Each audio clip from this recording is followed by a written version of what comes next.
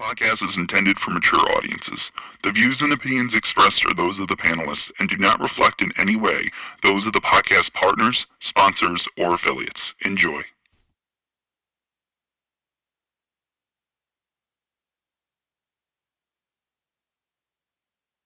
Hi, this is Michael Buffer, and you're listening to the Voice of the People.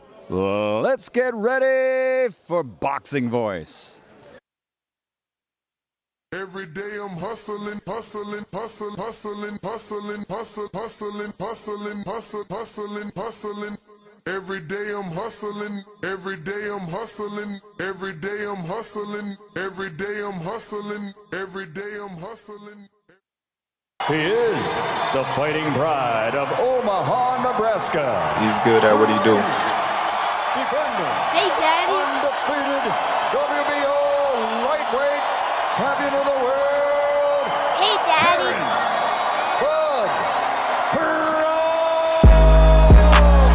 BoxingVoice.com. Taking, any credit away from Errol, he's a great fighter. He's good at what he do. But when you compare him to Terence Crawford, there's no comparison. It's $1 beat. I'm just a better fighter. BoxingVoice.com. Sit back and watch this. I promise you something. I promise you something. All that shit you talking don't mean nothing. Don't mean nothing. I can bump my guns at you and you can bump your guns at me, but at the end of the day, them two brothers got to get in the ring. Hey, Daddy. It's $1 beat. We've been here before. You try to get there. Alright? I can tell you how it is to be undisputed. You can't tell me shit. This $1. Hey, Daddy. Y'all support y'all fighter. Let's come together, make this event a success. BoxingVoice.com. Everything about Terence Crawford is better than Errol Spence Jr. BoxingVoice.com.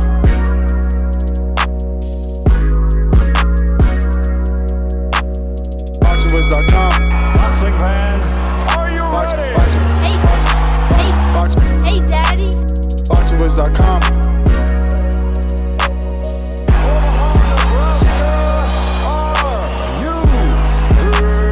BoxingVoice.com. BoxingVoice.com. What up, what up, what up? Welcome back, ladies and gentlemen. Welcome back to another edition of the Boxing Voice Radio. I am your host, Nesta Gibbs, joined alongside Ringwalk Danny, and we're back for the 7 p.m. Eastern, 4 p.m. Pacific Standard Time, 6 Central show, man. And we're going to be talking Stephen A. Smith, the fact that he's suggesting Errol Spence's retirement, suggesting that after a beating such as the one Spence took, he probably should not be fighting. Danny. He called it an ass whipping. What up, champ? What up with you? Shit, man. Same old, Back for another one. Feels weird as shit, I'm not gonna lie. This is the first, evening show we've done in, over a year. These shits get litty, man, I'm telling you. And I'm actually happier that I went with it. I'm happy I started warming up to this on the East, because it's easier over here. For me, I know for you, this is the time you in the gyms. But for me, this is the time I'm in the gym working out, so I might get fatter. I got to get disciplined and work out during the day somehow. But other than that, this is a sweet time for me because it makes sure I don't go to sleep so early. Plus, we get more callers, more engagement. And I'm sure today is going to be a testament to that because I'm sure there's going to be a lot of people from Dallas stand up. You motherfuckers better call in and say that the big fish is nowhere near ready to be retired, because that's what Stephen A. Smith is suggesting right now. But I'm not gonna front. It's not like it's far-fetched. You talking about a Ferrari flipping over, ejecting him. You talking about a detached retina, and then you putting this beating on top of that. Plus, he made great money, like $10 million guaranteed. They gonna get pay-per-view upside. Did he make retirement money though? You need a certain amount to be retired. Champ, he already got a fucking farm out there. Like he's not like, you know, him and Bud. That's the beauty about them. They simple. Yeah. You know, Earl got a little bit of jewelry, but he's still like simple. He just want to be with the horses and on his farm, and you know, Bud just want to go fishing and shit. So. You know, yeah, I think if he want to retire, hell yeah, he made more than enough. You don't think he did? Or you suggesting you don't think in his career he's made enough money to retire just yet? I think he has a more expensive lifestyle than Terence Crawford, you know. I don't know what. Bruh, he lives in Texas, man. He bought half of Texas already. Just like Bud bought all of Omaha, like. They live in states that, you know, you like, yo, in McAllen, Texas, bro, you get a mansion for like $350, man. Yeah, but he in the Dallas area. I mean, I hear you, but he also got family. Like, he could have, that farm could have been like land his dad had years ago. No, he said he bought the 60 acres. Well, there you go. 60 acres? That boy got money. He said he trying to buy his neighbors 100 and something acres. Lord. But bro, like I just know my uncle had horses and I know how expensive they it is are. to keep it. Yeah. Like, bro, it's like $2,500 a month per horse. I heard. I'm sure, and he has 8 of them. You know. Yeah, but you just got to turn it into a business. He has cows. You got all them acres. You turn that into a business. It's like the Errol Spence horsey rods. You know what I'm saying? you put the motherfuckers to work. Feel me? I'm just saying. That's going to be the question, though, right? That's the poll question. See if you can do it now. Let's see. Yo, let's see. Get off your phone. What's the poll question? He going to say he think he going to say he texting somebody about the venue that's over and shit. The event is done. I'm asking you, what's the poll question? Is it should he retire? Is Stephen, like, do we make it about Stephen A, or do we take Stephen A's suggestion and ask the question? I think we asked the question, but we put Stephen A as one of the options. Like, yo, Stephen A tripping. He need to lay off the weed. You know, that's his saying. Oh, okay. So that's what I wanted you to check. Are you allowed to do it? Like I told you like 3 weeks ago. All right, well, let's see your word, because you're always complaining about me. You feel me? No, my shit gonna be Let me see what my people say. He said, it's funny you say that because everybody wants him to fight Lubin. People have been calling into this show asking for Lubin or Harrison. Right? You've heard that already? I mean, I you think ain't Tony's here. moving up though. I mean, will he really? If he getting off of the Earl fight, is money in them Earl fights. You right. But I got some audio. I want to see if this the same. Is it the same one though? Let me see. My man Brandon on the job. Salute. What? This ain't the same soundbite. He talking about. Stay off the weed.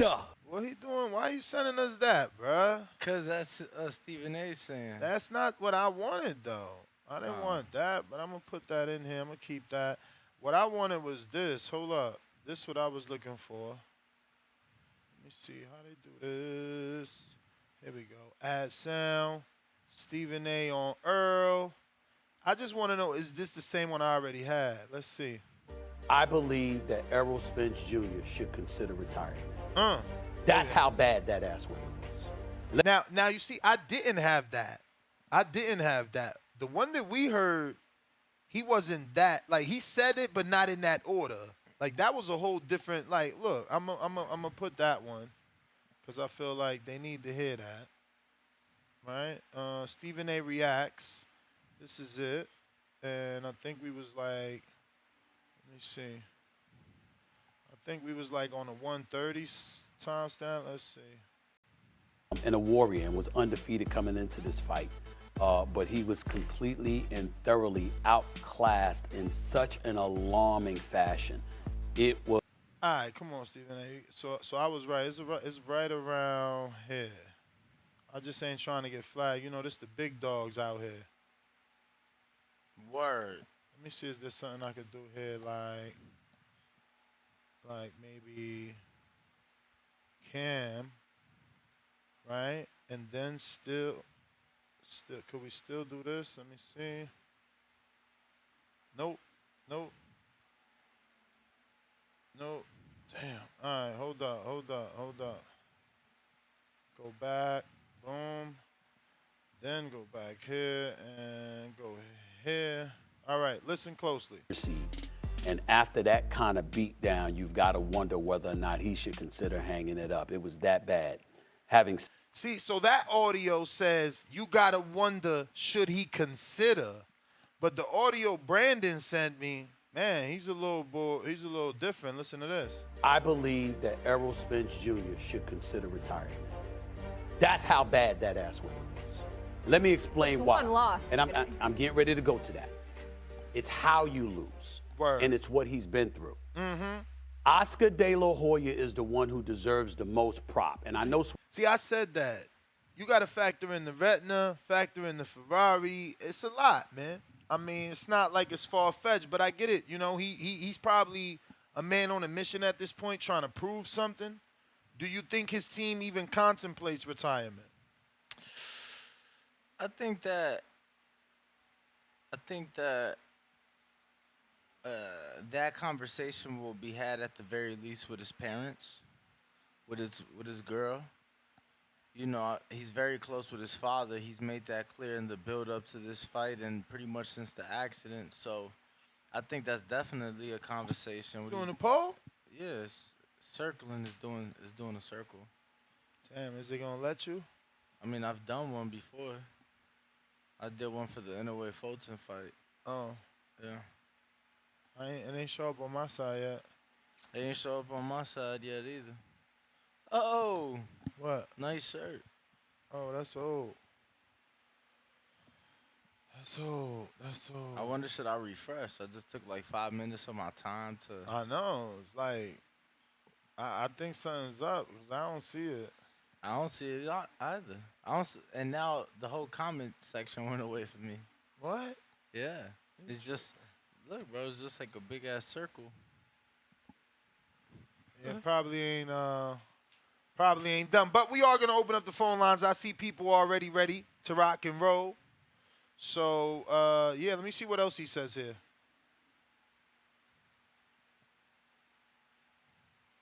Swagoo is not in the segment with me, but I know he's listening. Oscar De La Hoya deserves props. Oscar De La Hoya was the one that tweeted before the fight to remind us all there was a car accident that Errol Spence Jr. was in. So he going down the same route we all going, you know, that this is just, it's been a lot, you know. You could only be bionic for so long, you know what I mean? That armor got to start chipping away at some point. But if you're watching this on YouTube, don't forget to hit that thumbs up button. Why? Because this is the second show that we're bringing you today, and you enjoy that. And since you do, you know we need you to go ahead and smash the thumbs up, share the show, you know, share it on your Instagrams, your social media, Facebook, all that good stuff. The number to call, 1-425-569-5241. Press 1 time. We're also on Twitter Spaces and on Discord today. Let's open it up. Let's do it, champ. Y'all see the number at the top of the screen, so don't be acting clueless. Damn, this poll really ain't go through. Told you, man. What's up with that? Remember to rate us 5 stars on iTunes. Don't forget to drop us a 5-star review. That's going to help. We love those. You know what I mean? That definitely helps with the visibility. Subscribe to youtube.com/theboxingvoice for the latest and greatest interviews with your favorite fighters. Right now, we had 177,536 subscribers. So help us get to that next goal of 178,000 by telling a friend and tell a friend and tell another friend, to go ahead and subscribe. Click the notification bell. This is the second show. Plus, we did an immediate reaction on Saturday right after the fight. Then we woke up early and did a 6 a.m. show right in the morning. That one was like an 8-hour show. And then today we had a 6-hour show. And now we're back again for our second daily show. Yeah, 6.5 hours today, 7 yesterday. Put in that work. More than 7 yesterday. More Don't than rob me. 7? Don't Oh, rob I'm me. sorry. Damn, I just went to JT. Okay, I thought you didn't see me. Go ahead, JT. What's going on? Hello. All right, we'll try him again. We going out to How Boxing Works. What up? What's up? Can you hear me? Loud and clear. I'm not sure if y'all saw, but SportsCenter.com is saying that Spence versus Crawford did 700K pay-per-view buys and 5 to 8 million at the gate. I don't know how true that is, but I just What want to let y'all know. website you said? SportsManor.com. Who? Sports Manor. Yeah, I've never heard that. But I'm gonna Google search it, see what happens. I feel like it's way too soon to have a What's today? Monday? Monday. Yeah, that's fast. But I mean, if it's big, I guess I don't know. Maybe they want to get in front of it. But on the retirement thing, I definitely think you should consider it. I called in to the first show, and yeah, a lot of people, they're not looking at the second accident, but that mess looked real serious to me, man. But I definitely think he should consider it, especially after what we saw. But that's all I got. Yeah, I never heard of these sites. Sports Manor. It's like the same sites though that they've, most recently they've been writing a lot of articles on pay-per-view buys, and people are using it. I mean, I've never heard of these dudes. Sports Manor, and this shit posted a day ago. So they got it within 12 hours. Fuck out of here. Word is born. We going out to Harlem World on the check-in. What it do? Yo, you did the poll or what? I wonder what this did in the UK. You out here tripping with no poll, man. I got you. See if it works this time. Harlem World, what up? Yo, I ain't even, my question ain't even really on the show, but y'all show already been great. Y'all niggas had some funny shit already at the beginning. Where the fuck y'all getting these Crunk t-shirts from with the little logo on it? Oh, because I got to connect with Crunk. I told you this morning. I ain't asked that this morning, though, but nah, if somebody else asked that, yeah, so. No, I'm saying I told you that, meaning I said it live on the show that I got those straight from Charles, my man Charles, my connect over there, Charles and Sugar Hill. Alright, so that's off the market for us. Nah, that's raffles for y'all. That's giveaways, Let me see what size this is. Say less. I need one of those. Let me know. This one is a Put that this up small soon. person. This is a small person. Crunk And that's boxing what I team. need right there. What is a medium? No, this say small person. SPCH. Oh shit. Oh, I ain't so that watching it, means so small I'm gonna be person listening. or child, right? That's what that means. But Oh, let me see what else we got over here. This one is this is extra large. Extra large. Damn. Crunk Nigga, I weigh boxing team. 135 pounds. I Damn, can't you fit none of that. 135? Shit, what's Yeah, this? but This good show, the though. tank top. No, Shit, for I sure, fuck you with got y'all. it. Appreciate you. All right, the All right, tank top is size. Damn, it's a double X tank top. That's big as hell. All right. And what we got? He over here watching football games, y'all. You see what I deal with? Yeah. Because this football season, totally. Crazy, bruh. Totally. We got a cash app. Just from Texas, 254. 254. What up, Just? What's going on? Chilling. How y'all boys doing? Y'all had a long day, 6.5 hours, 8 hours yesterday. Y'all boys been on it. That ain't about nothing. This a large. Yes, that's sir. for me. Yeah, man. So, my question is, what I'm confused about, why are they saying that Errol should retire? Should Errol retire because he got his ass whooped, or should Errol retire because of the detached retina, the car accident? Is that where they're getting at, or is it more? Well, Stephen A. Smith specifically is factoring in the car accident and the retina and the beatdown. Okay, but my counter question to that would be, so what if he won? What if the tables were turned and he whooped like everybody else thought? What if he whooped Terence Crawford ass? Will we be having this conversation? We want to be having this conversation. But Terence isn't the one that was ejected from a car or had a detached retina before the fight. No, that's true. That's true. I get it, but like, I don't know, man. I feel like people are just kind of going towards that. Because ain't nobody say that when he did have a detached retina. I didn't hear nobody say that. We damn sure wasn't talking about that out here in Texas. You know what I'm saying? So I don't know. I feel So like wait, let me ask you then. Let me ask you, are you saying you want the rematch?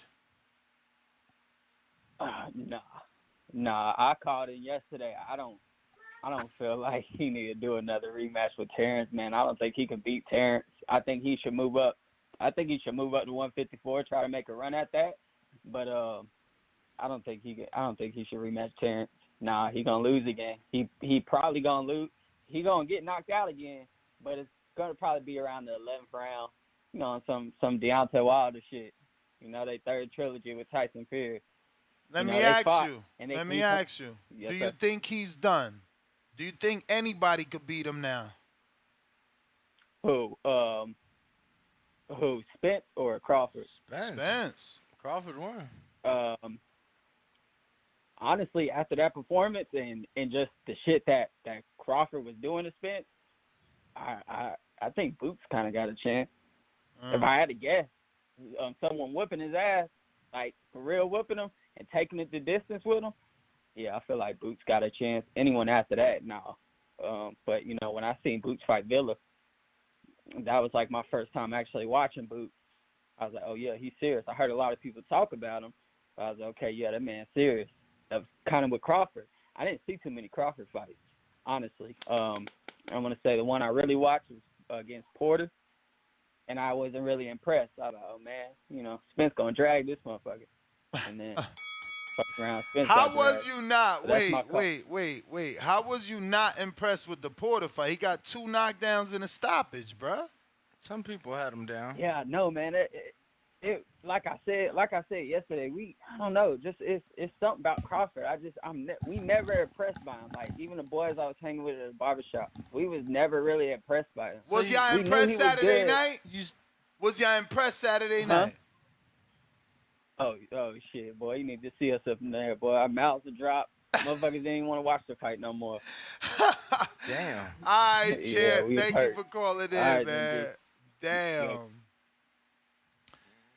Yeah, no, he impressed the hell out of me Saturday night. That shit was one of the best performances, bro, I've seen. I got KO Surge, $2. Earl speech and movement looks like brain damage. Damn.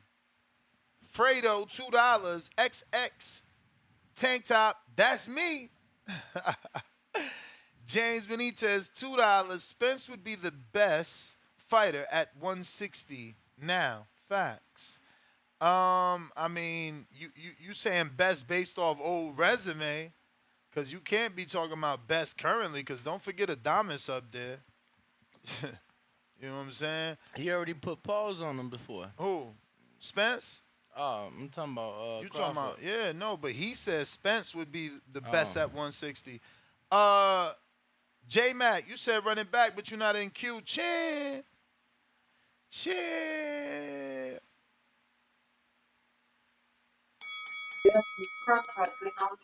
Yo, can you hear me? Loud and clear. Yo, Yeah, we hear you, brother. I had to switch phones because my iPhone wasn't acting when you first came to me. But I've been wanting to call in. It was a shocking display when I watched the fight. I had Spence, but I mean, like, as far as everybody giving their opinions about the man should retire, I just think it's coming from people that got a lot. I guess they saw a lot of fear. They put their fear inside of Spence body. But at the end of the day, honestly, not making any excuses, but we never seen Spence at 154. So it's probably time for him to move up. And I agree he shouldn't take that fight at one in December with Bud. If he could catch Bud maybe next year, a little later, with possibility adding a new trainer in his corner, not getting rid of Derrick James, keeping Derrick James, of course, but just adding a training that's gonna give him a little more movement. And that's what Bud keyed on a lot because they say Bud Spence was too wide, he's too flat, he pulled back slow, so they keyed on that. So if he fights Bud again, he's definitely gonna have to be more mobile. Step back a little bit, be a little more elusive, open his guard up a little bit, be ready to pop the backhand. Because I saw he keeping that backhand tight when Bud was stepping to him or coming close, and he never let his backhand go where he should have in certain situations.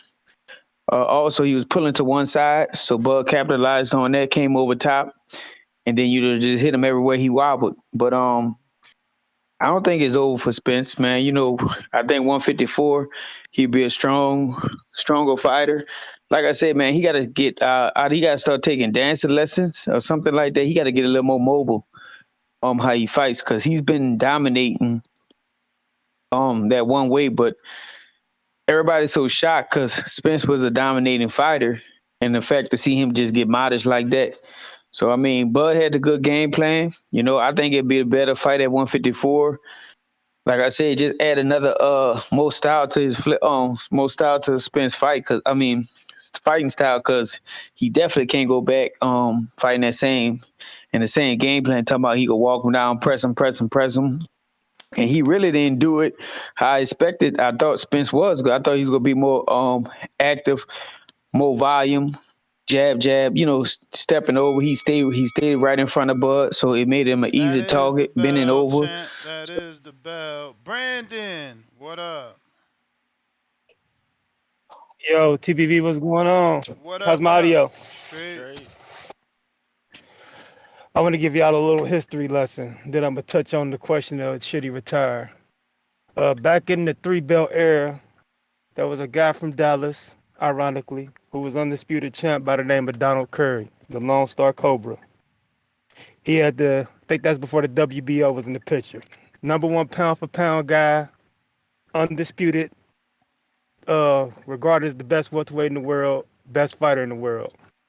Similar to Errol Spence, big, strong guy, but the rumors were that he needed to move up. He was struggling to make weight. He allowed a guy from the UK by the name of Lloyd Hunnigan to come over here and beat the shit out of him, similar to Errol, the way Errol got his ass whooped, lost his belts, moved up and was never the same. And I say that to say this. This ain't nothing new. This story was, it's been played already. Errol Spence is Donald Curry all over again. Yeah, he can move up. Should he retire? I'm not going to say whether or not he should retire. But will we see the same Errol Spence that fought Mikey and Lamont Peterson? No. He'll never be the same, man. He can move up. And in theory, it might be that he's going to be stronger. But what he's going to do, fight bigger guys that are coming down from weights bigger than him. He's not going to be as strong as them. So, yeah, the Errol Spence we know and love that dominated before the car accident, he's gone. He'll never be the same. Similar to Donald Curry, started losing right after he moved up. So, yeah, to answer your question whether or not he should retire, I'm not going to say whether or not a man should retire, but the days of dominating are over. He's not going to dominate 154. He's not going to dominate 160. It's over for the domination of Errol Spence. He'll never be the same. But that's my call, man. Rest in peace to Donald Curry, the original Dallas undisputed champ. But, yeah, that's what Errol Spence is. He's Donald Curry all over again. And Bud is the ragamuffin man. So hold Ruin up. those Dallas. Are you Yes, sir. saying that an average man beats Earl now? Like who are you saying? Like Jamal James beats Earl? Is Jamal James at 154? Okay, so you're saying only 40, 50, 54 pounders beat him? Yeah, I mean, he's not fighting at 147 again. That's making Okay, that clear. But I want to let the people okay. know that ain't the fix. So Him just Jesus moving to Ramos, 154 is not the fix. Jesus Ramos, he beats Earl. 50-50 fight. I mean, yeah, he's got a chance of beating Earl. Lewis If Earl, Aries, he's Lewis Aries, he beats hey, Earl. Cuba Aries just got his ass kicked. He upset I Jarrett ain't going Hurd. that. He I ain't upset going Jarrett that low Hurd. He down the upset totem Jarrett pole Hurd. I now. don't know. Say top 10 guys. Shit. I mean, he just upset Jarrett Hurd 2 fights ago. I'm just asking. I don't know. Who else after 2 fights ago? It was 2 fights ago. Like 4 or Erickson 5 fights Lubin. ago. Like I No, take maybe 4 or Erickson 5 Lubin. years Erickson ago, Lubin 2 will fights probably ago. fuck Errol Spence up. After the Jarrett Hurd, he had the Alexander fight, and then he got whatever fight he just had. So I'm telling you, it's probably like 2 fights ago, but double check. All right, Yeah, I champ. say like Erickson Lubin, but that's my call. I don't think he Yo, could beat everybody Erickson saying Lubin on Lubin. up. Y'all tripping with Lubin. Lubin, like, y'all forget his name was Hammer. Like, y'all trying to fucking set Earl up. But, 4 okay. fights ago. It was 4? Yeah. You be on point with the Well, numbers. I knew he just got knocked out, and then I remember when we was in L.A. on the Tank undercard, he lost to Vaughn. So I'm like, he's had at least 2 fights. I'm like, I'm sure there's been, one more. We got a live poll here at youtube.com/The Boxing Voice. Do you agree with Stephen A. Smith from ESPN Sports Center? Should Spence retire? Yes, the beating was bad. Enjoy family. 39%. Wow, that's a lot. Y'all really want him to go? That's the majority. Right now, Word. in second, 32% of the people are saying, hell no, the big fish will be back. And then 30% Stephen A. don't know boxing. See, now it's all thirds. You needed that 4th option to really water it down and show the true winner. But Well, it's only been up 12 minutes. We'll see. we got So Saturday, the day of the fight, I posted on my Instagram story, like, who y'all got. Made a poll. Bro, fight starts. Errol's like 58% of the votes. Yeah. 8% was on a draw, and then like the other 30-some% was on Bud, right? Mm-hmm. The next morning, after the fight over, everybody go click Bud. Now Bud in the lead. So, wait, your poll, you allowed to go back and change your vote? Well, no, you can't change the vote, but if you haven't voted. Yeah, okay, so you just picked the winner. Yeah. Demo, $2. See, now it's 20, 30, 40, yeah.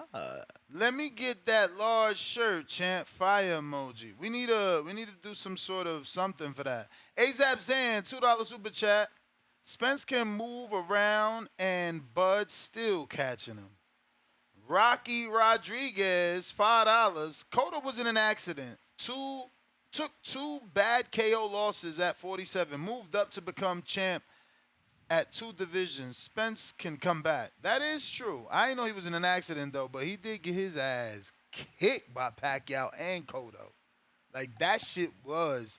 It still wasn't as brutal as this, though. How many times Pacquiao dropped Cotto? Because he was bloody in that fight. Wasn't he bloody in that fight? I don't know, but or he was ain't that the Margarito fight? He ain't drop nobody more than Algieri. No, yeah, he knocked Algieri down 6 times. But it got to be a bloody, multiple knockdown plus stoppage fight, bro. That's hard to come up with, bro. I got James Benitez, fat $10 super chat. Adames got lucky with J-Rock. Spence would win easy. Adames lost to who? Teixeira. Fuck out of here. I know you biased, but we got to use logic. Spence would reign at 160. Yo, fams, you're crazy. Stop sleeping on Adames. Believe me when I tell you. Yo, But different guy, and then different guy. Go ahead with your thing, and then come back to me. I'm not even. That was that was boxing guys. What happened? Different guy what? Yeah, no, I'm saying Adamas is a different guy now. Like, Yeah, he's not the same like guy he that ain't lost the, to he is Teixeira. not. I was around that Adamas, and I've been around This Adamas. This Adamas. This is a totally different Adamas. Some 2, 3, 4, 5 callers ago, maybe 6 or 7 callers ago, somebody said something about they ain't gonna say that Errol need a new trainer, but at least bring in somebody. That was J Mac. Okay. No, JT. Okay. I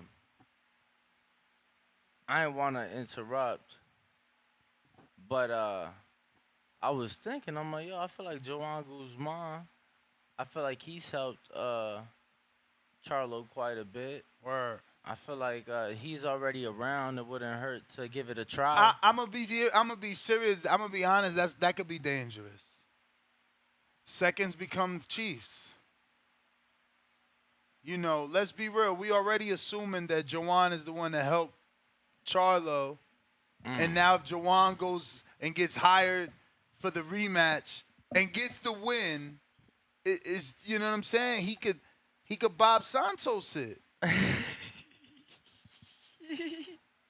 I mean, listen, everybody's out here trying to eat. Bob Santos went on to become trainer of the year. Exactly.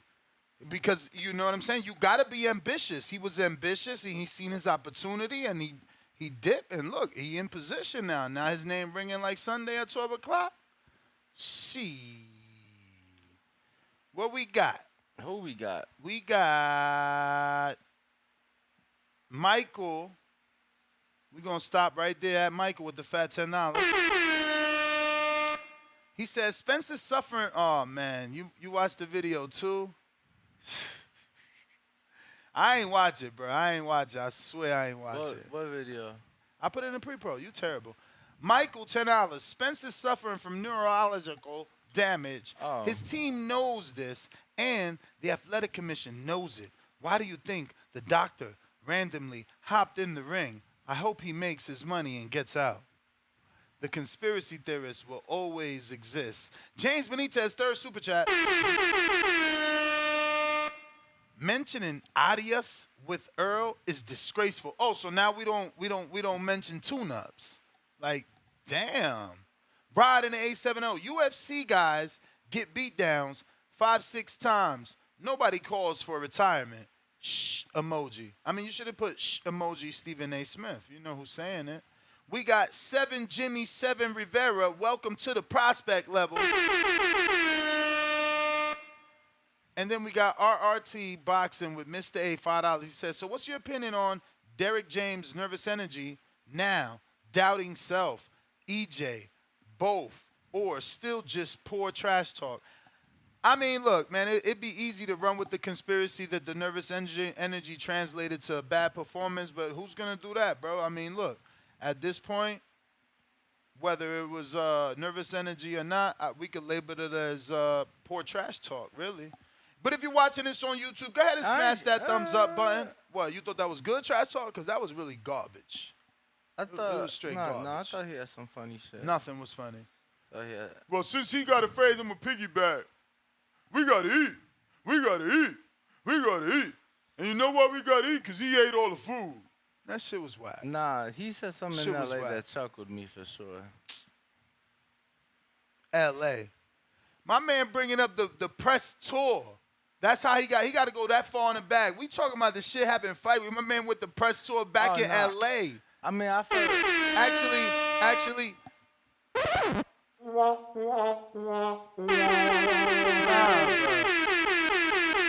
Y'all missed that, yeah! If you're watching this on YouTube, don't forget to smash the thumbs up button. It's going to help with the visibility. It's going to put this episode in the eyes of other boxing fans. We going out the Fats. What up, though?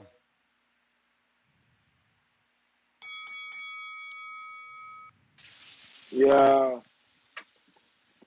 What up? Yeah. What up? What up, man? What up? Man, we all know Stephen A. He don't know shit about boxing. He don't know shit about boxing. He one of them shock jocks dude, man. You know what I'm saying? A lot of times he say shit for headlines. Earl shouldn't retire, man. It's just that he got exposed. You know what I'm saying? He got exposed. I do think that his body has been through a lot though. You know, coming out that first accident, seeing them pictures and he in the body cast and all that shit. I mean, I didn't even think he would be boxing after then, or it took him years. You know what I'm saying? Like you got dudes like Easton, he done got shot. He ain't been back in years. Like so for him to come back, I mean, he definitely a warrior. I can definitely give him his props for that. He ain't quit in there like a few other Bud opponents, Amir Khan and Porter Father and all that shit. So I give him his props for that. But the real test for him would be again, I ain't want to say fire Derrick James, because I learned my lesson saying that about T.O. I thought that T.O. needed a new trainer, but his father stepped up and took accountability that that he was doing shit wrong, and that he did have his son fighting a different style, and he went back in there and corrected it. You know what I'm saying? So I think Derrick James is capable of doing the same thing. It might be hard. It might be a while before we see it because Joshua already kind of a mover. He not really a knockout puncher. He hasn't had a knockout in Lord knows how long. Charlo already kind of was doing his thing before he got with Derrick James. So I think we ain't gonna see it until Ron next fight. If Ron continues to stay there, we'll see how he make them adjustments the next time he in the corner when Ron fight, because we know Ron damn sure don't move laterally or move his fucking head. He stands straight up with that chin in the air to like he taking pictures. So I mean, we'll see how Derrick make his adjustments, when Ron fight. But it ain't over for Errol. I do agree with the other caller. He ain't beating no more top 10 dudes though, man. I think that's over with for him. I think he waited too long in his prime, and that could have been the accident. But you hear other things too, like his habits and things like that. Not really being in the gym as much. So his best years, I do think, is behind him. The best move for him to be is go up to 154. I do think Jose Ramos will beat him right now at 154. But I think they just gonna have to put the training wheels on him. They gonna have to put the training wheels back on him. Appreciate the call. Dan, he think Jesus Ramos. He said Jose, but he mean Jesus Ramos beats him. Shit. Stay tuned though. Jesus Ramos gonna be in a big fight. Stay tuned. Matter of fact, let me. Damn, what you know that I don't? Let me hit him up. Who we going to next? What you know that I don't? Oh shit, we got Hot Boxing Minute. $5. He said Duran got murked by Hearns and then beat Iron Barkley.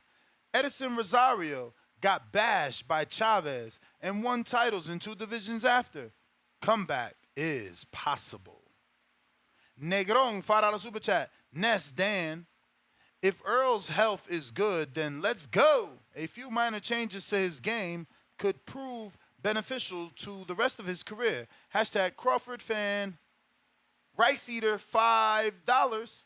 Spence, I'll break him like Kunta Kinte. Also, he'll never be the same after this fight. Bud, Crawford, okay, let's see who can deliver on that. Skull emoji. James Benitez, $10 super chat, second one. Cuello drugs, Marinas beat by Martin, Rivera beat by Martin in drugs, Hector went blind, only time will tell for Adames, Santos not sold on as a coach. Oh, so you trying to discredit all the Dominicans? Was that all Marinez, Martin, Rivera? Oh, you trying to discredit Dominicans. Okay, I see what you did there. $10 super From chat. Mo the Man.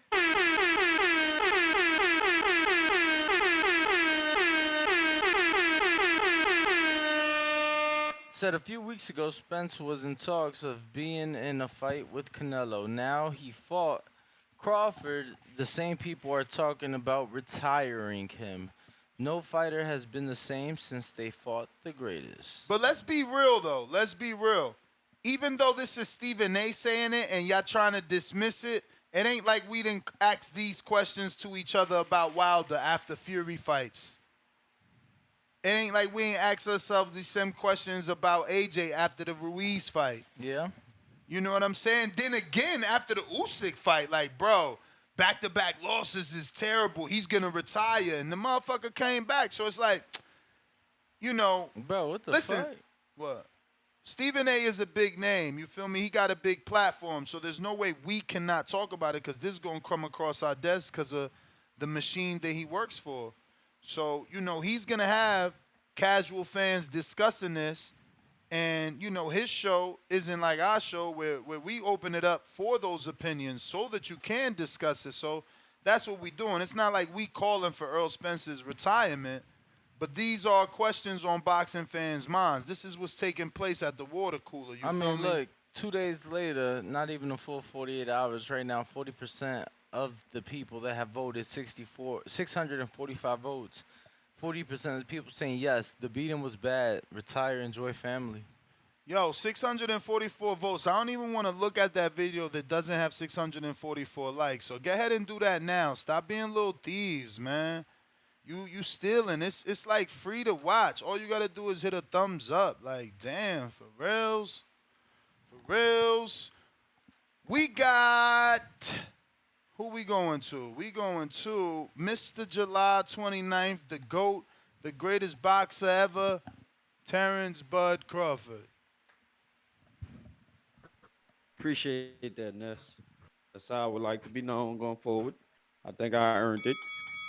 Man, shout out to my brother. He sounded a little hard hurt, broken, and what have you, but I know how hard JT was going. I know how hard JT was going for that fight.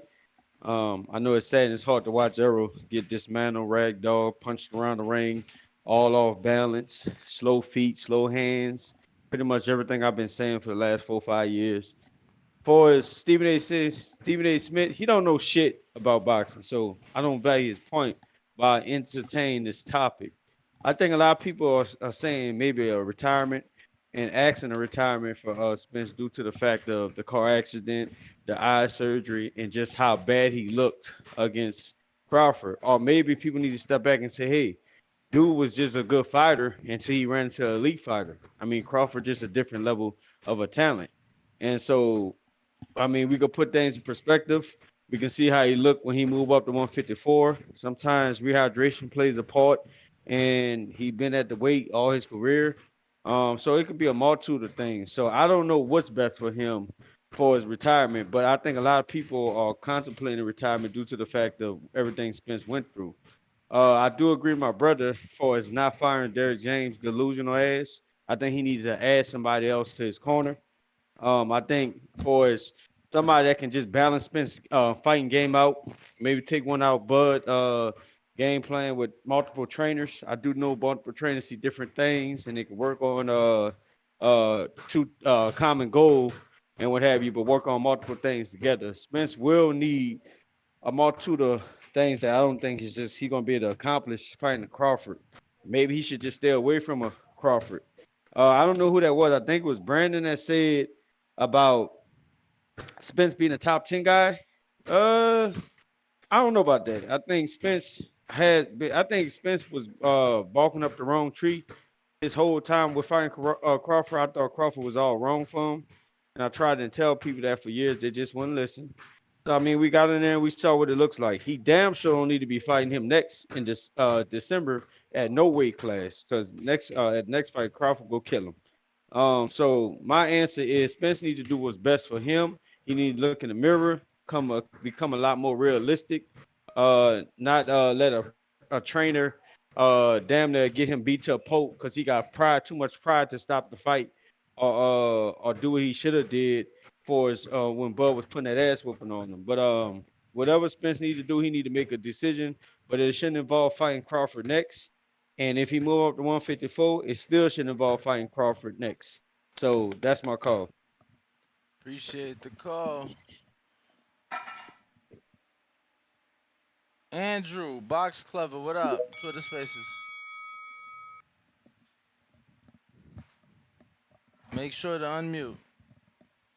To everybody else, make sure to smash the like button. Make sure you are subscribed and make sure to have that notification bell turned on as we are now back to the, I guess, original.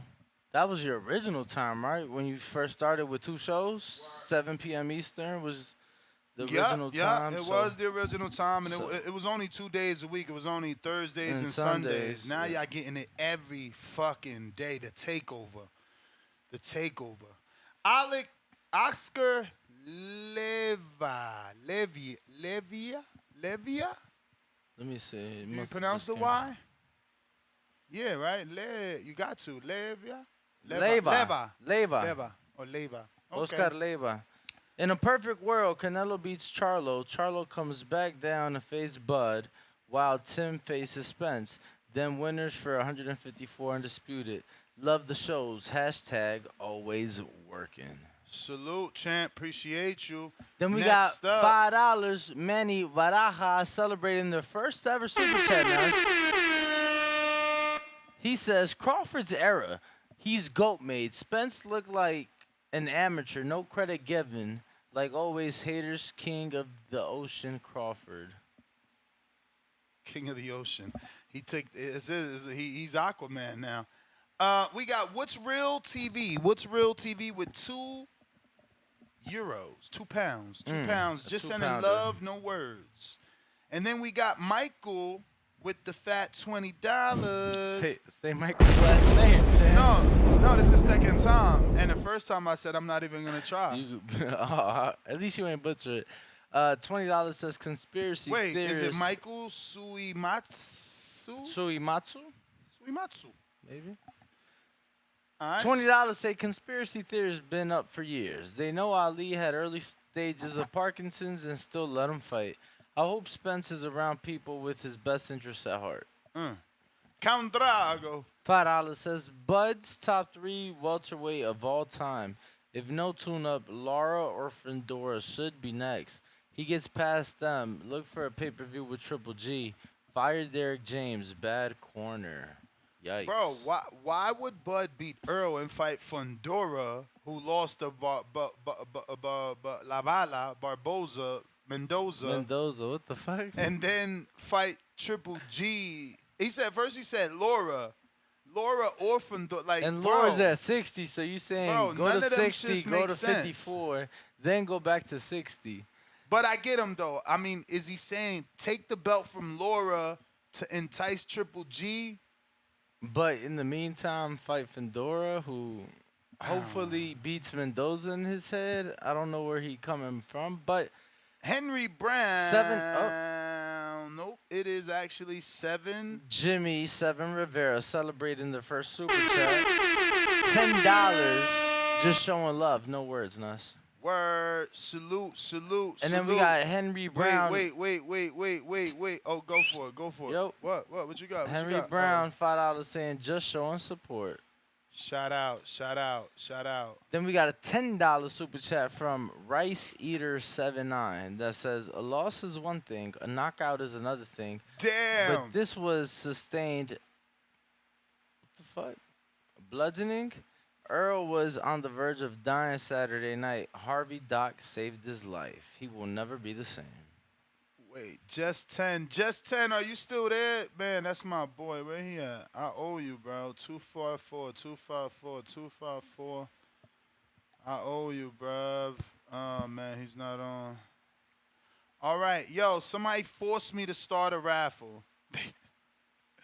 They literally forced me. They sent the $20 cash app. Damn. Talking about, yo, this for the Crunk shirt raffle. Let's go. Not for all of them, just for one of them, right? Yeah, shout out to, I should do. Tyrone the Great. You should do 2. How many is it? I think it's 4.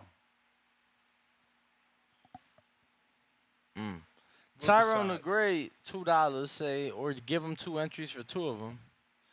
Tyrone the Great, $2 says, is Bud a pay-per-view star now? I think we got to see the pay-per-view numbers come in We need first. them numbers first, but I really do hope, though, you know? Then we got so that he could do shit home. I've never even been to Nebraska. You been to one of his fights? Never. Never. Well, I've been to one of his fights, just not in Nebraska. Yeah. All Me right, too. $2 says Carlos Adames next, middleweight champ, and they're celebrating their first super chat ever. A lot of first timers with us today, Nuss. Oh wow. So we have audio. Wait. So I have a doctor from Texas that sent me audio for us to play of Did you check his credentials. yeah, his MD certificate and all that? I didn't have Oh. time. It's a live show. Oh wow. You know, he's like, listen to this. This is Earl before the accident and after the accident. You would decide. At the end of the day, I feel like me and Keith Thurman is a fight to make. Like, a lot of people bring up Terence Crawford, Keith Thurman been inactive.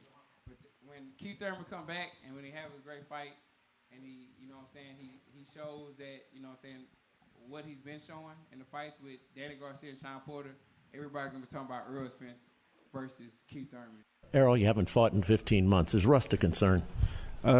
No, it's not a concern. I've been in the gym training, had enough time to train and focus. I'm and sorry. I'm sorry. I don't feel that this proves anything. Like it's also two different microphones, mics, different settings. And he's on, like, you know, he's agitated about the Keith Thurman question. He's in the locker room chilling before his big fight in this interview. But I'm gonna play it for audio's sake. But I mean, I don't think that it is a fair comparison. me and my coach got a great game plan, and I don't feel like Russ that will play a role at all. Oh, but I did hear that slur. That's what he want us to hear? That shit ain't even sound like a word. But I do that all the time. I ain't been punched in the face or nothing like that. Yeah, you know what I mean? I've seen your border wars. Just on the live, like on the one we just put out, I totally botched up. Like, it's like, yeah, you know, you gotta listen, but yeah, I fucked up a word. It happens to the best of us. But whatever's, man. We $2 super chat. Manny Baraja says, I honestly believe Shakur has everyone's number. Damn. Everyone, he said. So you said Manny Barajas, he's celebrating his first super chat ever. Then we got Woods Real TV back with another £2 super chat. No. Oh. Yeah, I don't think that proves shit. I mean, let's not forget he has, you know, he had to get his teeth fixed, so those aren't his natural teeth, so something to Word. get used to. Did you read Rice Eater $10? Yes. And Tyrone the Great? Oh, you did. The Bud being a pay-per-view star? Mm-hmm. I thought I read What them about all. Right? Celebrating his first super chat, he said Carlos Yep. Adames next middleweight That's champ. why I hit the bell or the alarm, whatever. Damn, you on point today, You got dog. to, champs. So many of them coming in, I didn't want them to You pile on up. point, bro. You on point. All right. Well, for anybody that wants to call in, go ahead and do so. We going out to Twitter Spaces. I got Angel, Sean, Venom. What up? Yo. It's like, So, what's up? first, I want to speak on the Derrick James thing real quick. I don't know why we throwing him in I don't know why we throwing him under the bus. Just Oh, you 'cause got to defend him. he I lost. forgot because Ryan's over there now. Man, I mean, like, come on, y'all was. I feel like y'all was nut hugging 6 months, 8 months ago. He's trainer of the year. He's the greatest trainer in the sport. Now he loses with Errol Spence. He's all automatic. Let me Worst ask you a trainer. question. They need to get a new Let me trainer. ask you a question. 6 months ago, we the public, not we the show, we the public were calling him trainer of the year, correct? Yes. Okay. 6 months ago, he helped Jamel become unified and undisputed and Errol become unified, right? Yes. Okay, 6 months forward, did you expect that performance from Frank Martin? I mean, Frank. Yes I or feel like no? Frank's Yes or no? Yes or no? Yes. You expected that performance? Because Frank is the type of fighter. He's gonna be hot or cold on like it's just on a given day. You can tell when fighters are hot. Cool, champ. We're gonna move on to the next question. Did you expect Frank to say his timing was off? No. Okay. So did you expect that performance from Errol Spence Saturday? No. Okay, did I you did not. I was super stunned. did you expect Earl to say that his timing was off on his biggest fight of his career when he got the trainer of the year? Yeah, because I mentioned 15. He was on a 16-month layoff. I mentioned that before. But so he's got the training of the year though. He got the trainer of the year. Aren't they supposed to prepare for that? Yeah. I mean, you can prepare as much as you want, but that shit matter. Ring rust matters. You know, they say ring rust matters. That's I from mean, back in the old days. some people say ring rust matters, right? Some people say that it doesn't, right? Some people want tune-ups, some people don't want tune-ups. And guess what? You also can't have it both ways. You also can't say you don't do tune-ups, but then complain that you got ring rust. I think that's a mistake on his part. I think that was a mistake on his part. All right, but then you can't complain that you got ring rust. Yeah, I'm not complaining for that, but I'm saying why are we throwing Derrick James under the bus? Like they have a relationship from I don't know how old, but they had a relationship. Champ. Errol told him once, don't throw in that did towel. Did you see a game plan B? No, I did not see a game plan B. So why is it unfair for people to say that Derrick James may need some help, that Derrick James may not be what they thought? This was the biggest fight of his career. Hold on, this is the biggest fight of his career. If he would have did this, he would have had 2 undisputed champions. He would have all-time great trainer. So like you can't get the flowers. You can't only get the flowers though. You gotta also get the criticism. They're not saying he needs some help. They're saying from the calls I've been hearing, they're not saying he needs some help. They're saying Errol Spence need to get rid of him. He needs to find a new trainer. That's what they're saying. They're saying I they're think like after putting the one blame fight, on it him. might be a bit harsh to get rid of him. But I see why people are calling for that, Danny. Like this was the biggest fight of their career together. No, for sure. Like and y'all knew it was coming for 3 years, 5 years. Y'all knew it was coming. So then everybody's also upset. Angel and Danny, I know you're trying to get in. I'm gonna shut up after this. Instead of being focused, you calling my man fat and making all these jokes. Maybe focus on the fucking fight instead of focusing on my man Belly. Let me say this one last thing. Oscar said that so the reason why I think Errol might I feel like he should retire is because I don't know if his punch resistance is the same. And what I mean is Oscar said that Errol's when he got in the car accident, he had to replace all his teeth. So we don't know if his jaw was ever going to hold up by a real puncher. Now we could say Danny Garcia is a real puncher, but he hasn't dropped anyone since 2013. So when he fought Crawford, his teeth didn't even hold up. The 2 of his front teeth got knocked out. He got dropped by almost every. He looked like Crawford was hitting him with some brick Wilder hands. So I feel like any puncher that he ever fights again is going to be an issue because he has the retina. He has the retina eye that was swollen up in the fight, and now he has to worry about his jaw holding up. I don't know if he's going to be able to fight punchers like that. That's my call. All right. I think it might be a bit harsh or quick after one fight. I think it's harsh, but I get people's criticism. I also can say that we watched it in a very loud room where I didn't hear every bit of instruction that was given in the corner. So I don't know. Yeah, I don't know what was said. I ain't hear none of them corners. I ain't pay attention to that. That was the time I was taking to talk to other people. J-Mac, counterpunch.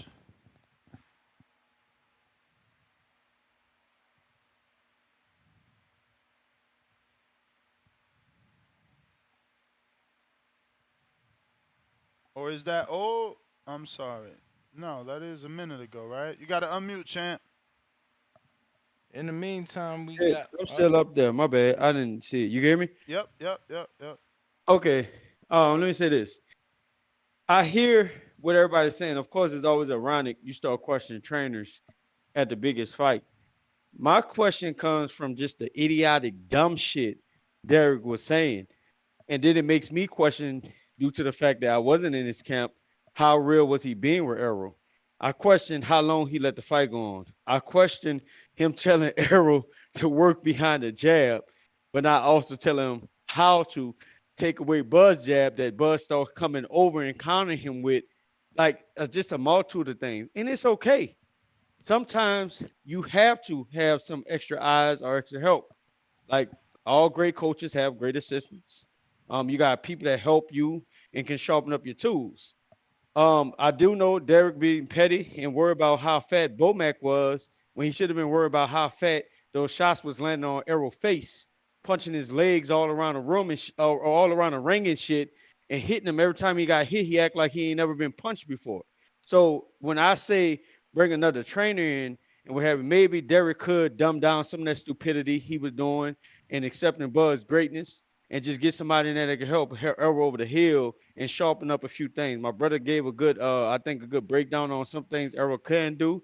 I still got Bud by destruction the next time they fight, like I've been saying. Errol just can't fuck with Bud, and that's just that. So no matter if he get a trainer, it's going to help him or not. But if he's moving up at 154, fighting bigger guys naturally, bigger punchers, he might want to get a trainer in there that can help him with some of them things because it's only going to go downhill for him. That's my counterpunch. PJ, actually, we got a new call in the 917. 917, who's this? New York. It's Josiah. What's your name? Josiah? Oh, Josiah. What's up? Yeah, what's up, man? How y'all doing? I listen to your show every day. Nash Danny. What's I up have a with you? question. I was listening to your show the other day, and you said that Crawford is better than Mayweather.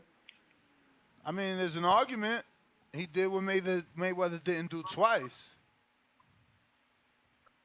Right. I agree. Well, I have another question. Do you feel like Crawford is better than any of the four kings?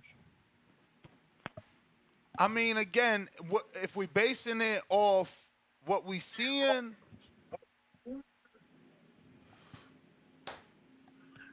I mean, yo, he looked good Saturday, bro. I'm just saying, all the four kings took losses. He's also undefeated still. I agree. He looked really good, bro. I don't know Like, about that was a perfect performance for me because you going up against your nemesis. You going up, this wasn't, again, this ain't Mayweather Pacquiao, This was 150 minus 150 plus 125. This is a 50-50 fight. It don't matter who you thought was going to win. This was a 50-50 fight. And that dude went in there and pitched a fucking shutout, like a perfect fight. And not just the shutout, because, like, that's what I keep saying. He got 3 knockdowns and a stoppage. Like, to stop a person, but to knock him down 3 times, that's an exciting fight. That's exciting. Yeah, I agree. None of the four kings did that. Yeah. Nah, I ain't saying they ain't do that. I'm quite sure. I don't know that they ever did that such one-sided. Well, I mean, they were saying Hagler Hearns that ended in 3, didn't it? Yeah, greatest 3 rounds boxing history. And didn't Leonard knock out Hearns? Y'all tripping.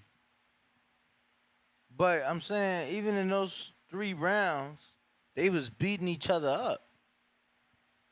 Yeah, for sure. Nobody ever did. I don't know. I can't say that nobody ever did this because I'm not a historian. Yeah, I can't remember. But, bro, Crawford's face was clean Nah, as bro. fuck. Yeah, no, he did his thing. This shit was like, one-sided.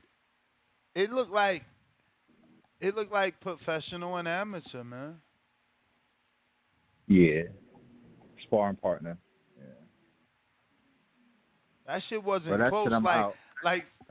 Facts of the matter is, these dudes did 1 more rounds than Earl, bro. Velasquez won more rounds. Gamboa won more rounds. Porter won more rounds. Like, legit.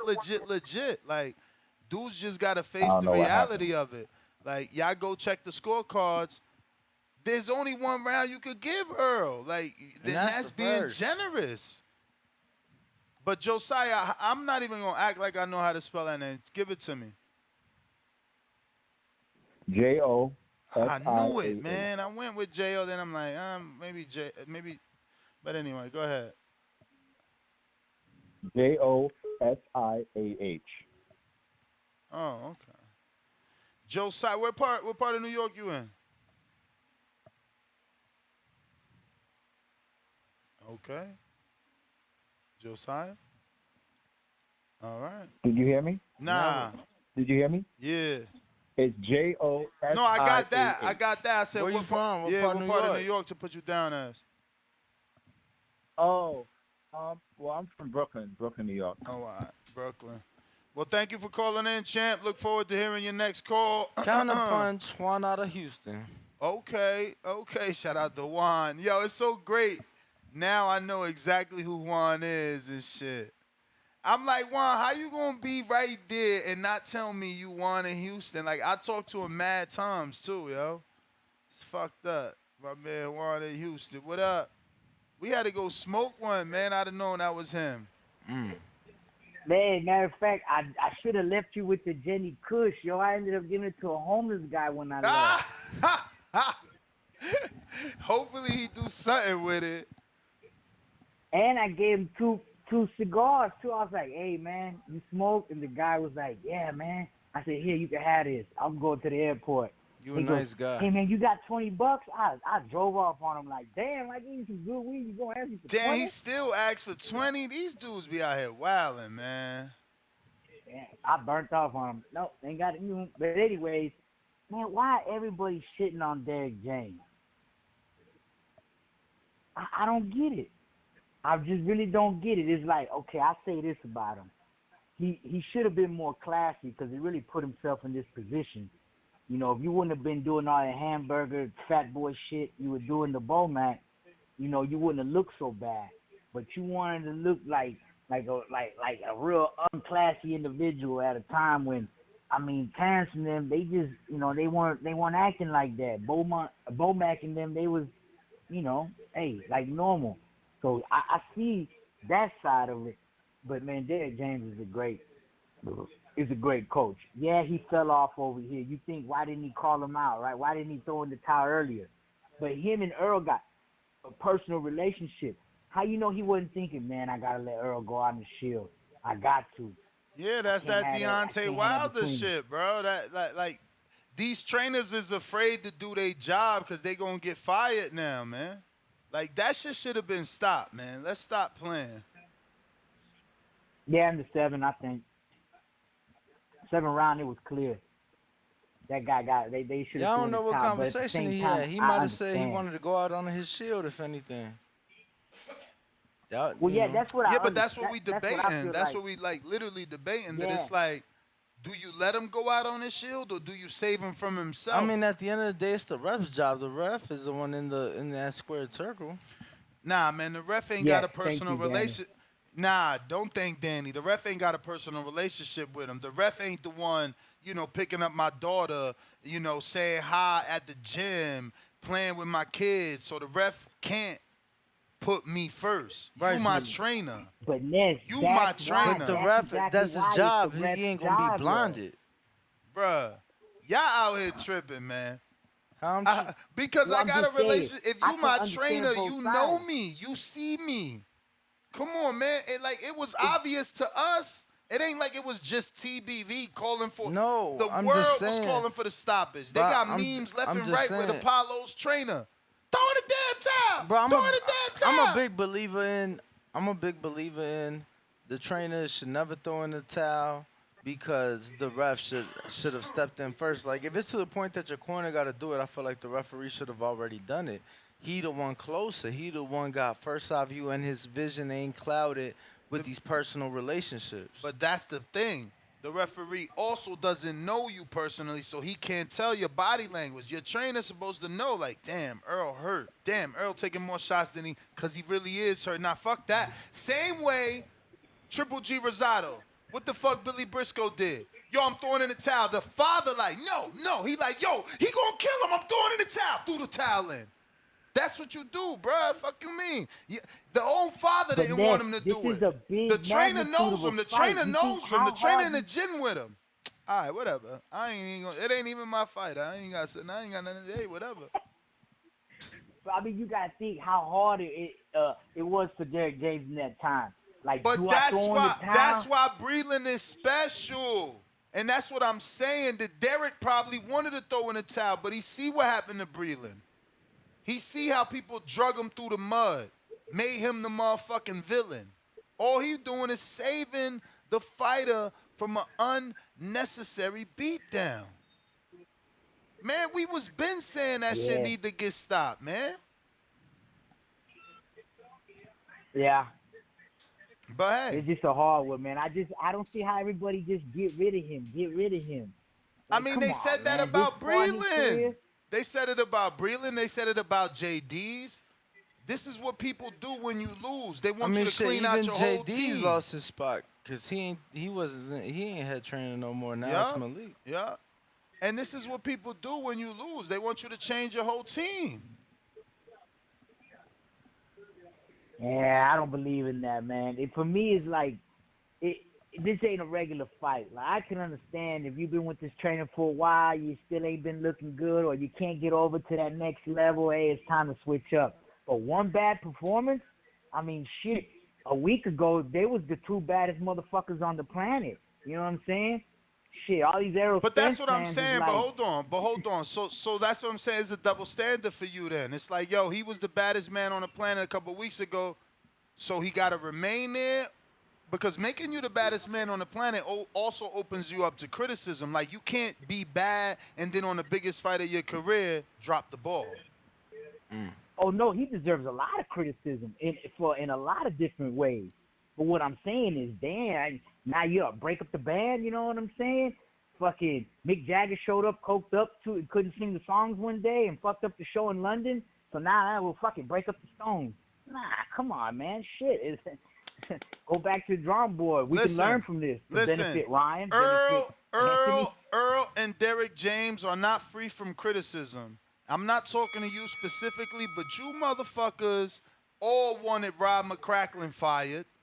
All of y'all. The minute AJ lost, they called for Rob's job. They called for his job. You know what I'm saying? Like, this is what fight fans do. This is what Stephen A does. Like, this is part of the sport. You know, they gotta look for someone to blame, man. It ain't the first trainer that's gonna take the rap for their fighter, and it's not gonna be the first trainer that people want fired because they favorite fighter didn't look the way that they thought. Like, come on, man. Yo, tell me you remember that they wanted Canelo to get rid of Chepo.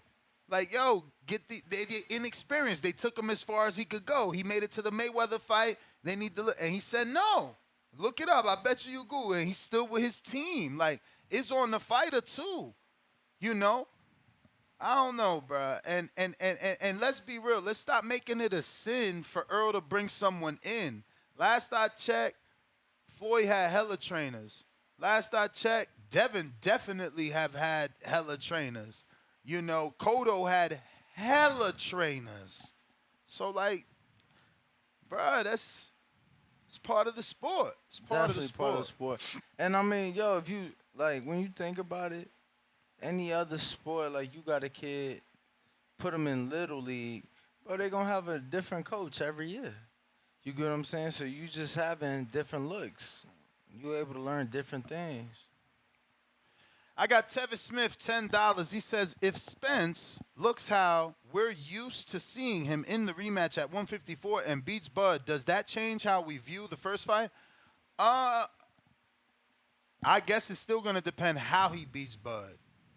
Because, again, you can't unsee what you saw. Like, if he just gets a 12-round split decision or 113, 115, like, I got to see how that look.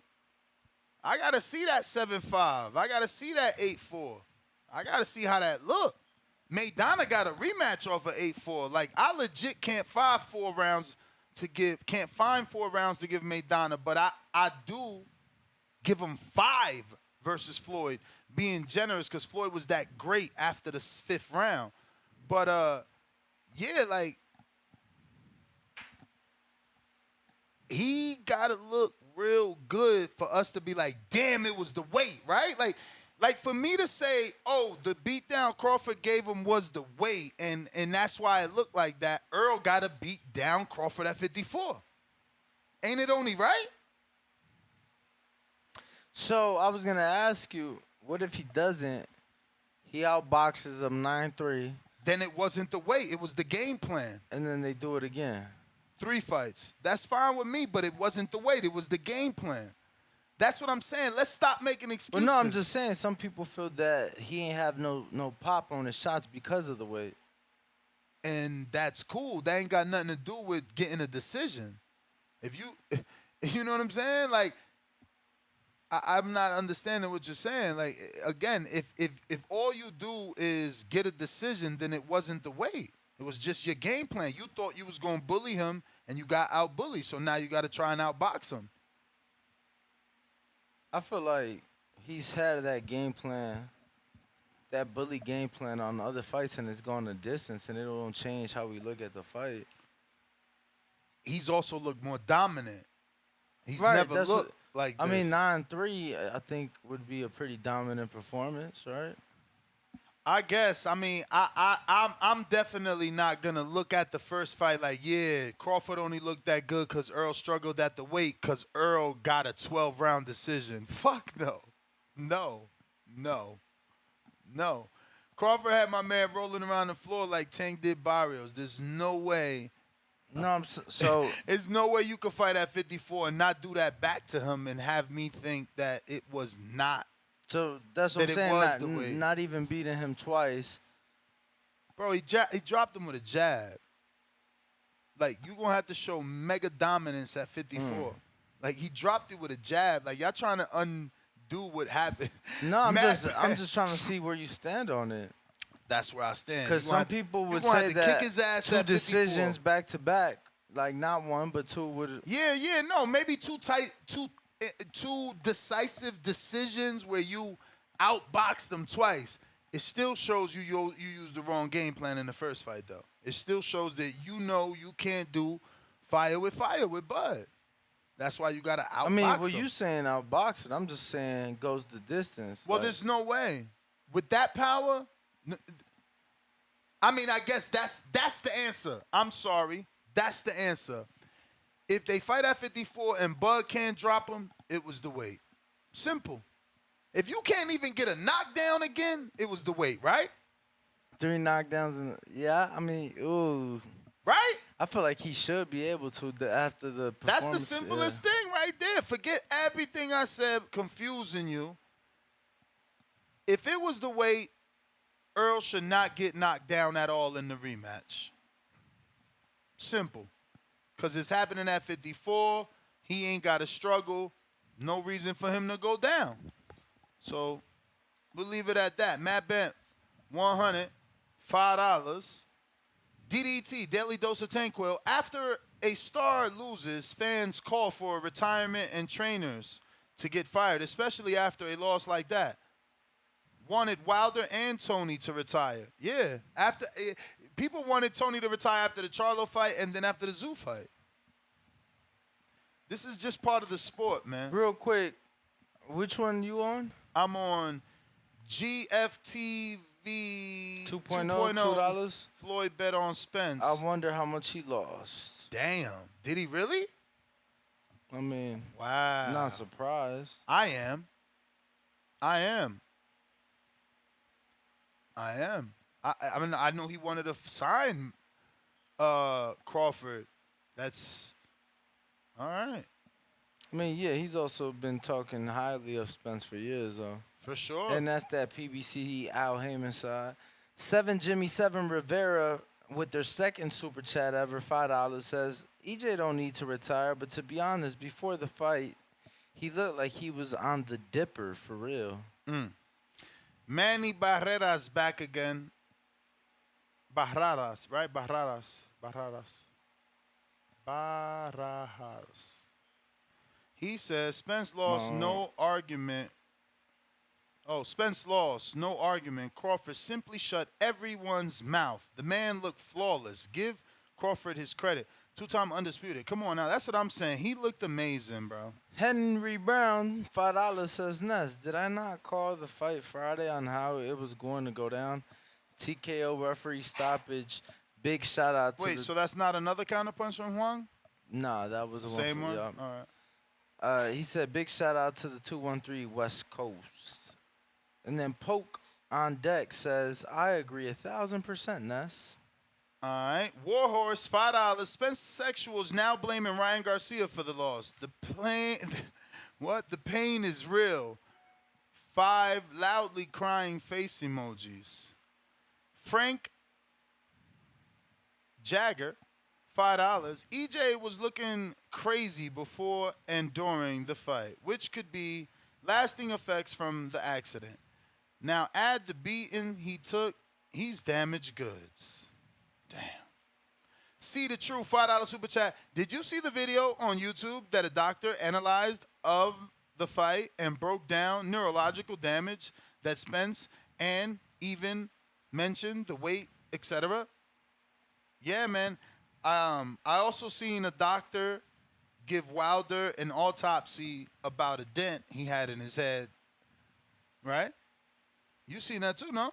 I don't think it's called an autopsy, but Well, that's what they posted. Team Wilder. If you don't know, that's the joke that Marcellus Wilder posted on his story.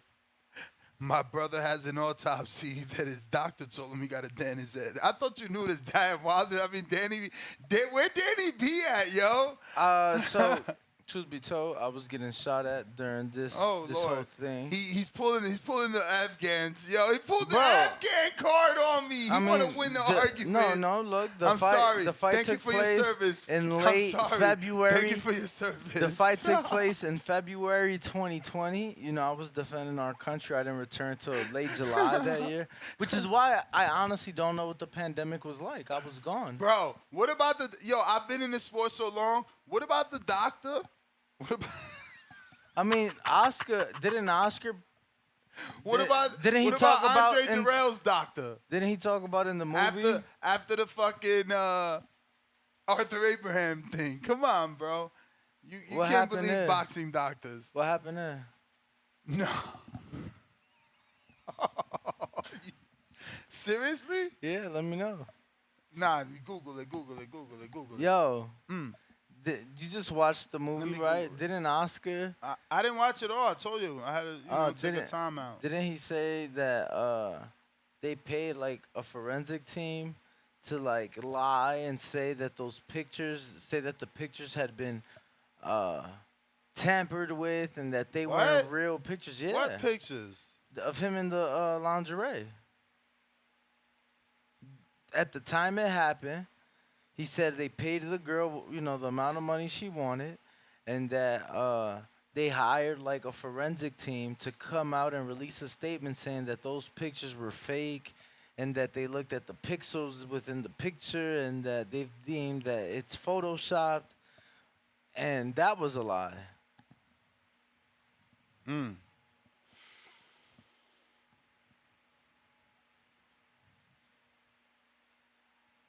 Jay Will, what up?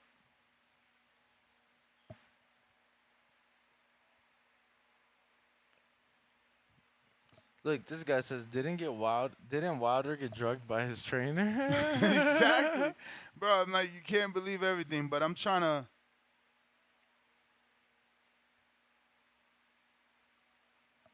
We got a caller? In the meantime, $5 super chat, Frank. You read that. And then $2 super chat, TBE, LA Flex. Spence needs to retire. Frazier Foreman 2.0.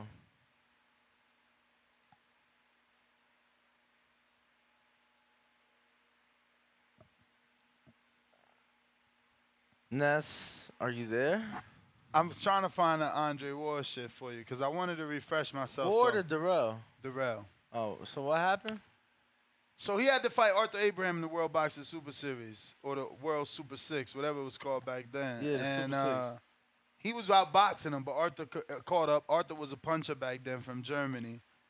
And he did hit him illegally. Like, my man slipped in the corner. You know, you running, you on your bike, and you go to juke. You put that back foot down in the corner, though, where the water be at, and it slipped. So Arthur was already swinging, and I guess he could have stopped because that's the whole thing. But the point is, the doctor, they found a doctor to say that he had some sort of issues. So that's why he had to pull out. Then all of a sudden, the issues was gone, and he's back. like 2011, boxing scene has the article, past injury is no longer an issue for Andre Durrell. But yeah, that was like, you see it says October doctors forced him to sit out the 6 months before being cleared. But he didn't sit out the 6 months. No, he did to pull out of the thing. So, but the name of the doctor, that's what I gotta find for you, bro. Oh, it was like some fake shit. I'm gonna keep doing my research. C Dub, what up? Statue shit.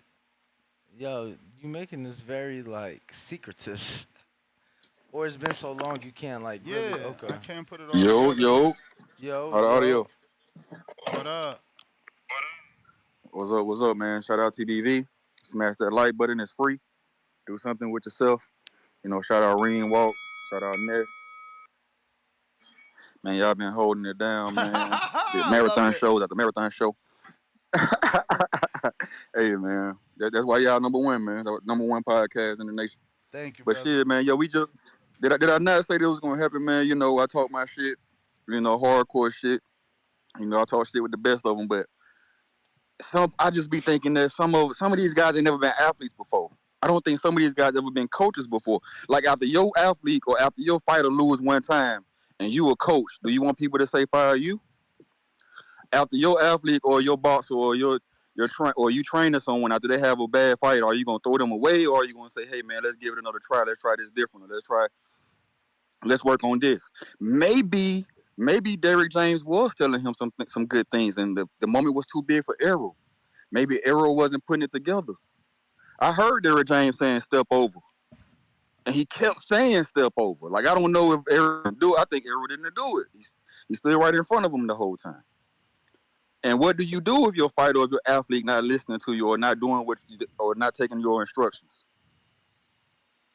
Like, all of these things happen, man. And these things, nobody's perfect. I don't know. I swear I be wondering if y'all could learn something from UFC fans, man. Nate Diaz, Jorge Masvidal. Like, these guys had losses, and people be excited. Like, Errol lost one time to the number one pound for pound, maybe the greatest welterweight ever, and y'all saying this man needs to retire? What is wrong with y'all? I was saying the same thing, and you know why they said Kraken need to go from AJ? Because he lost to Ruiz. Ruiz wasn't pound for pound. Ruiz wasn't even to a guy, but you lost to Bud Crawford. Even if you lost to him in the wash, he's pound for pound number one now, arguably the best welterweight. Like, come on, man. Y'all need to stop this, man. Maybe go in, maybe see him do bad again. Or I don't know. But I know I definitely wouldn't throw him away off losing to the pound for pound number one, maybe the greatest welterweight ever. I wouldn't do it. Just like with Wilder. I thought it was idiotic for people to say throw away or retire after you lose to Fury, which is the number one heavyweight. Or it could be arguably the top 3 heavyweight of all time. I mean, don't know, people Ness. saying that now. They wasn't saying that when he was going into that first fight. Right. Just like my man Venom was saying, it's hard to hear people from the back call too. Like, I can expect some of the casuals. It's like the back call. I don't know if they still talking shit. Like, damn. Like, you saying Errol need to retire? Errol need to fight who? Like, he not gonna be top 10 or he not gonna be competing or not dominate 154 when he go up there, man. Y'all need to stop this, man. Shout out to Boston. Hopefully y'all learn something from UFC fans. Shout out Ness. Shout out Reen Walk. TBV. Smash that like button. It's free. Do something with yourself. So I brushed up on the situation. All right, It's so like I talk to me, told champ. you. It's like I told you. He would have had to come back to the he would have had to come back to the Super 6 to fight Arthur Abraham. So he found a doctor's note. So, you know, when the reporters pressed him, like, yo, who's the doctor? He like, I don't remember. So obviously it became a thing and they pressed him. So he said the name of the doctor was Dr. Shaw High. Shaw But High? listen, let me show you this. Let's see it together. I haven't seen this.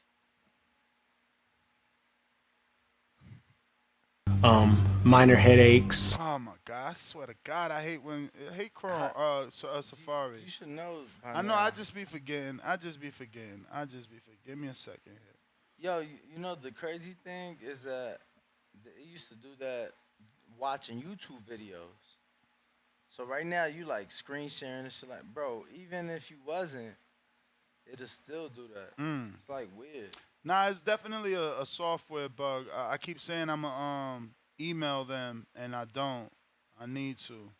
But let me hear this. Look, it got tribute, so I really want to see.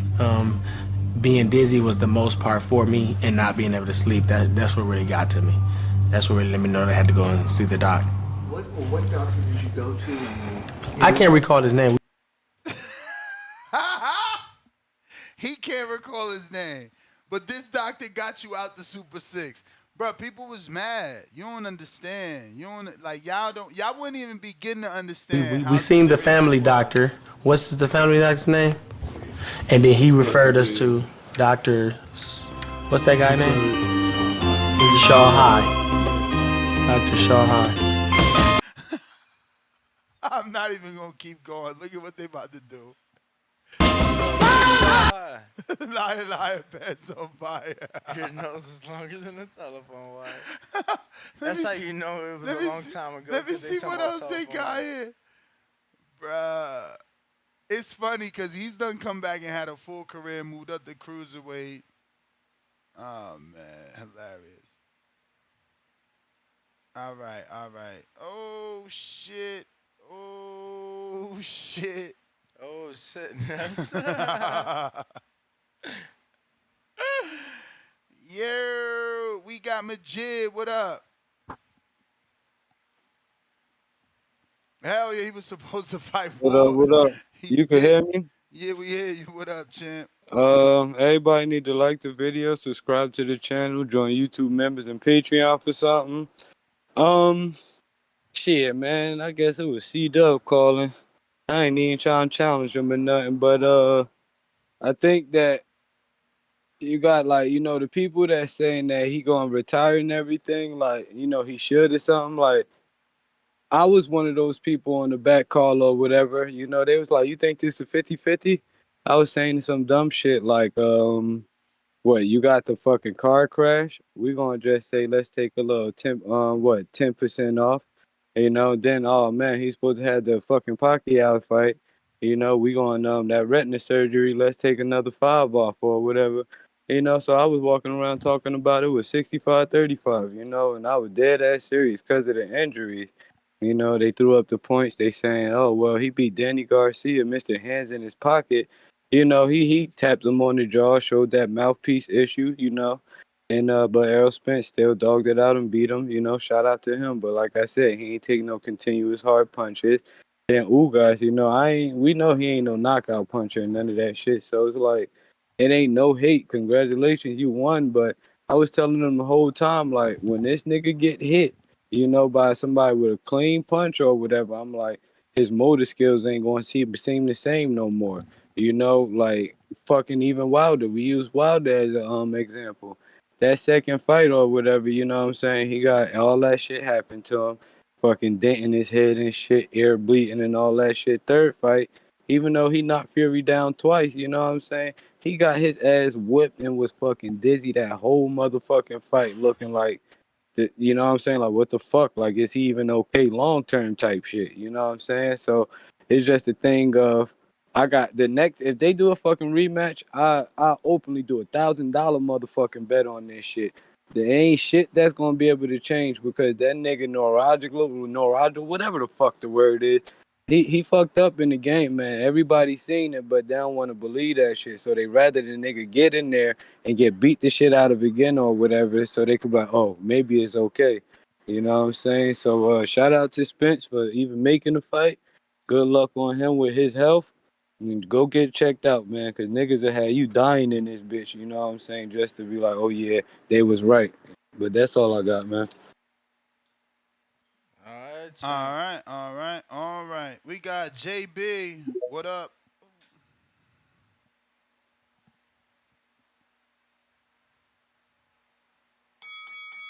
Gotta unmute, champ. Yeah.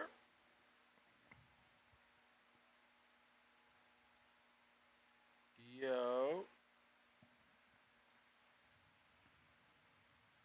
In the meantime, in between time, go ahead and smash the like. Nearly 950 of you watching right now. You gotta unmute. You still got the mic muted. If not, jump out, jump back in. That always works. Jay Will in Ohio. You should lie low. Yo, yo, yo. What up?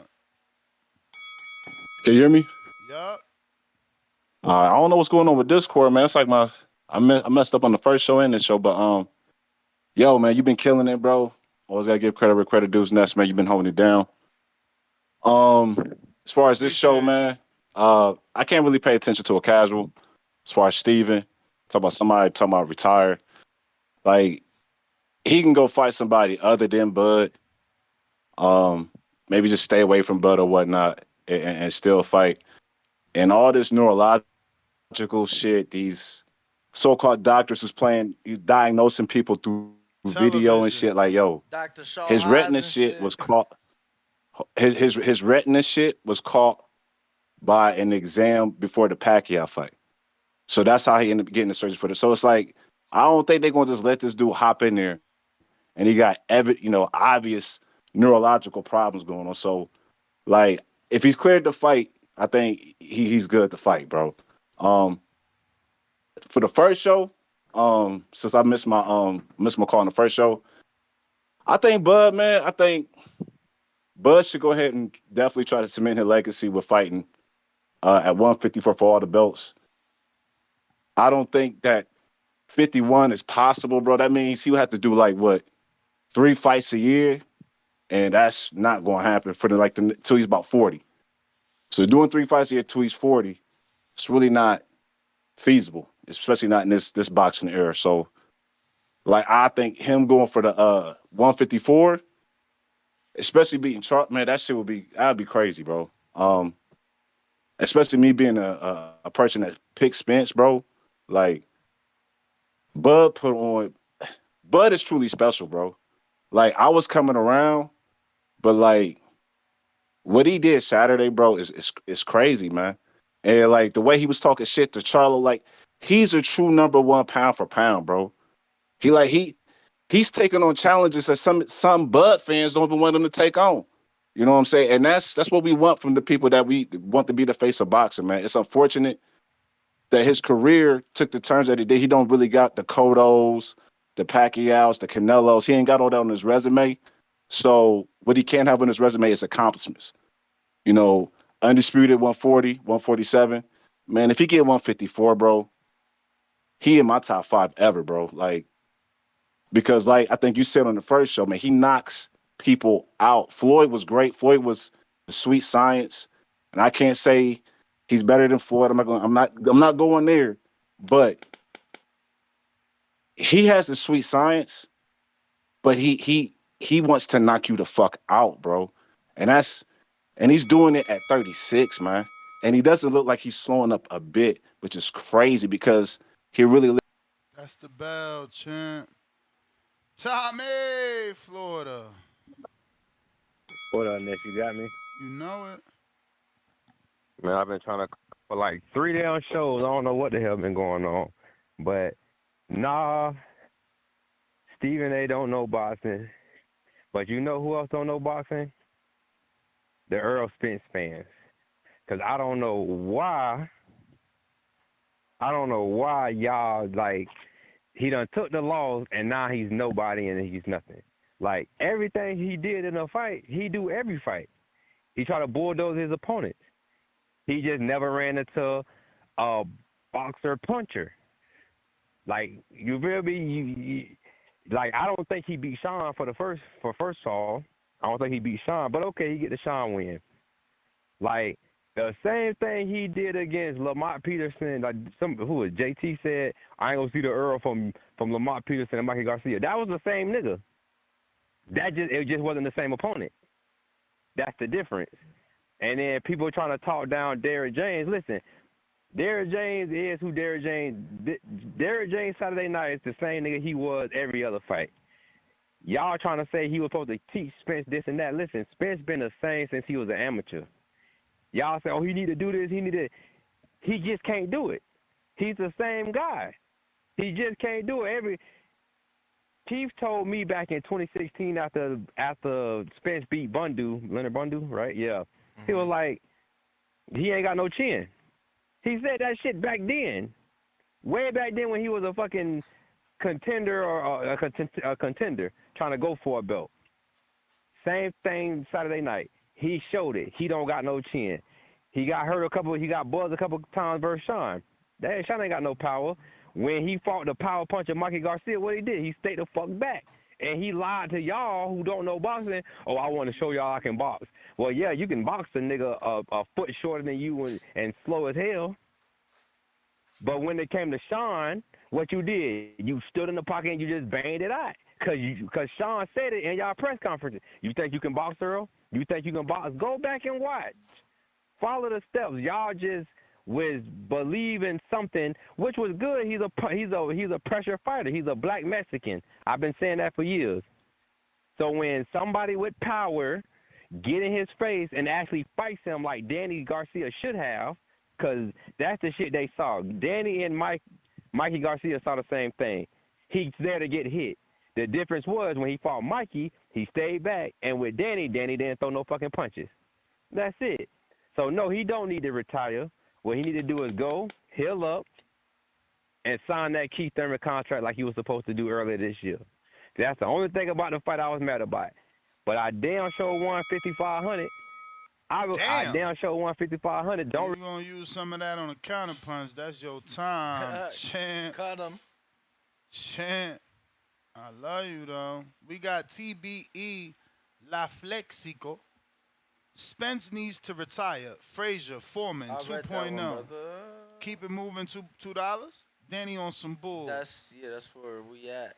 $2 says Danny on some bull. He's always gonna say that to win. Laughing out loud.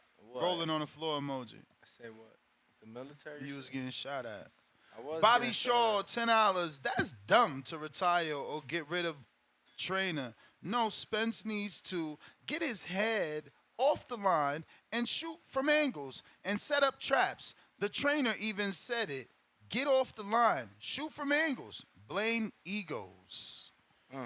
Shout out for the $10, Bobby. Keeping it moving. $2 says Ness. Wow, thank you for your service. And speaking of Bobby, I'm gonna add that to I'm actually gonna DM the thumbnail guy.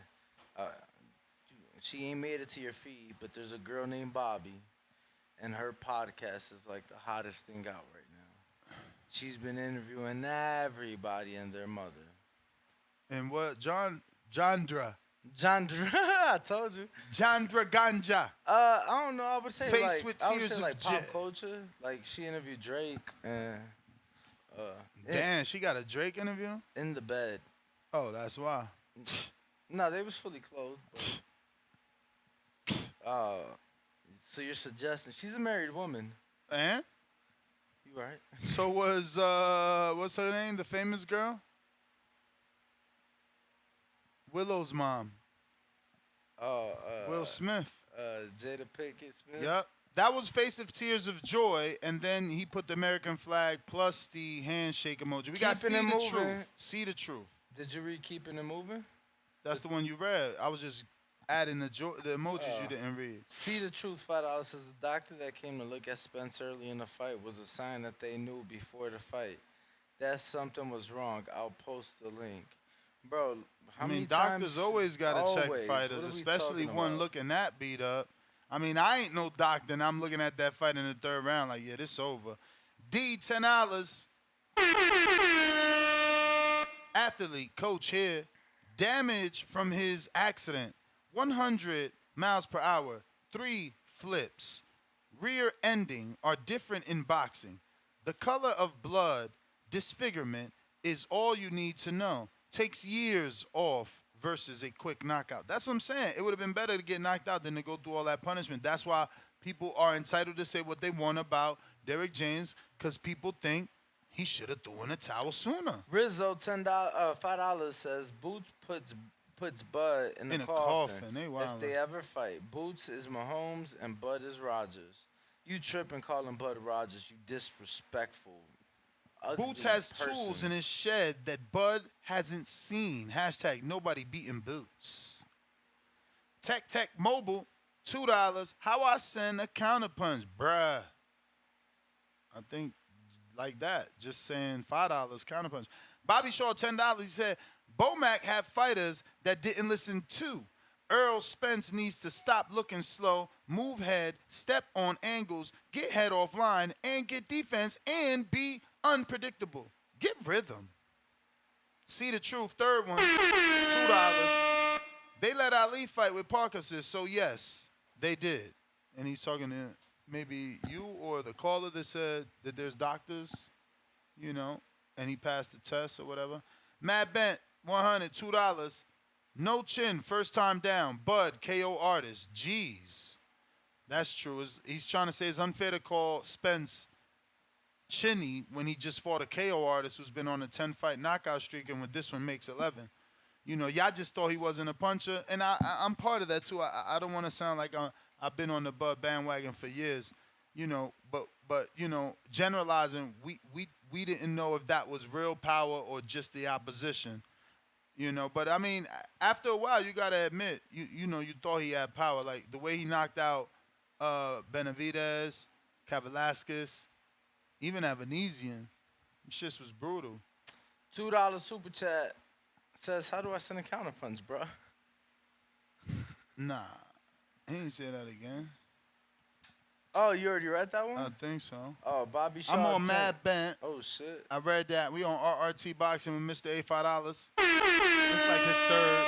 For Bud to get to 51-0, those 11 challenges, someone will get criticism. His Yildirim's, Franklin's, Berto's. That's the only way to get it quick. Joseph Harrison, I do check the Cash App, but I don't know your name. $2 celebrating their first super chat.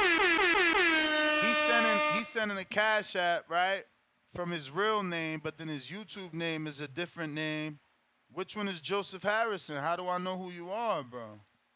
Send a regular chat, free, telling me who you are, what area code or what screen name on Twitter or Discord you are. LV Slugger, what up?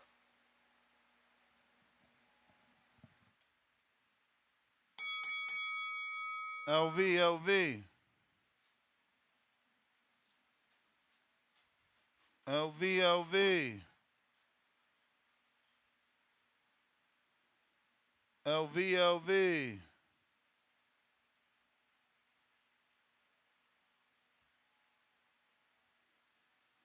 All right. Who could this be here? Where is this guy, Joseph?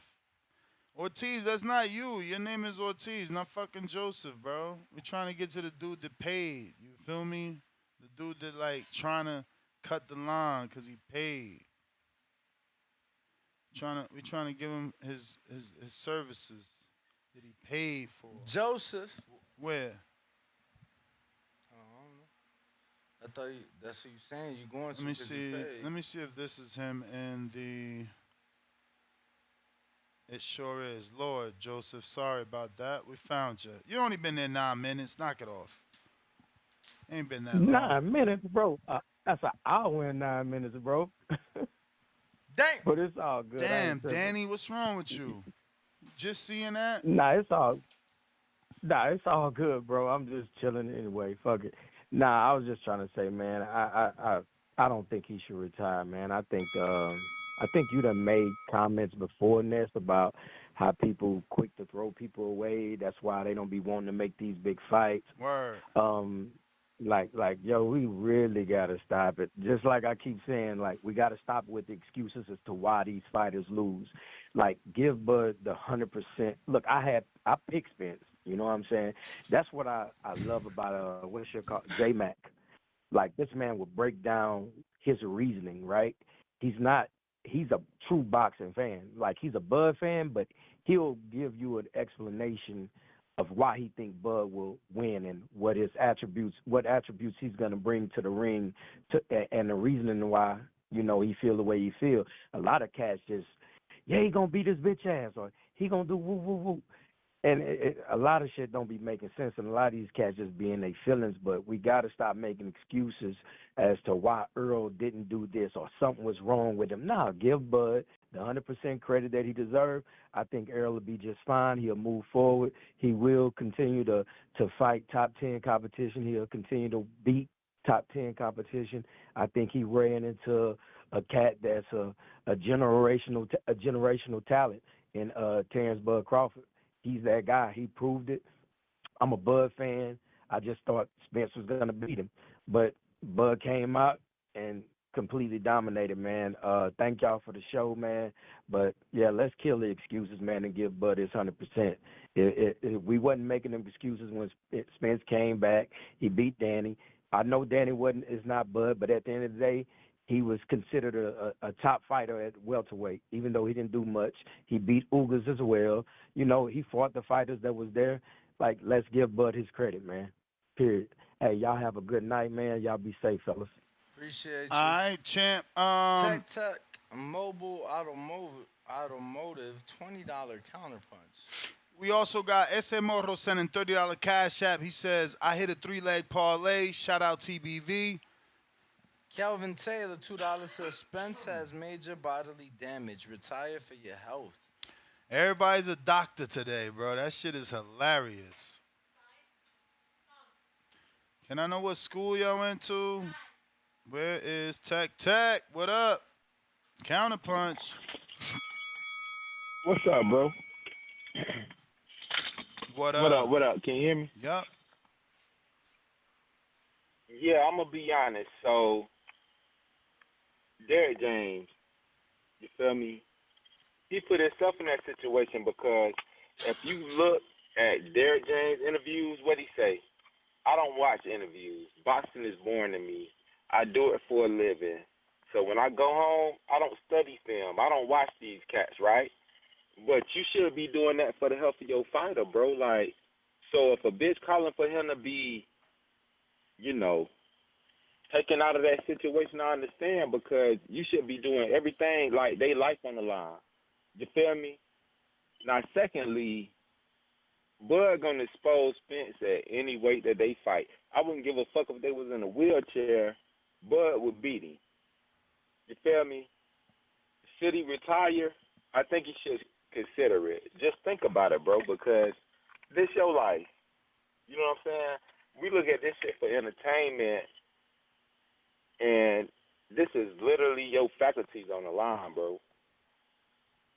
If you're not going to be able to goddamn me wake up in the morning and brush your teeth, somebody got to tie your shoes, we don't really like to see that.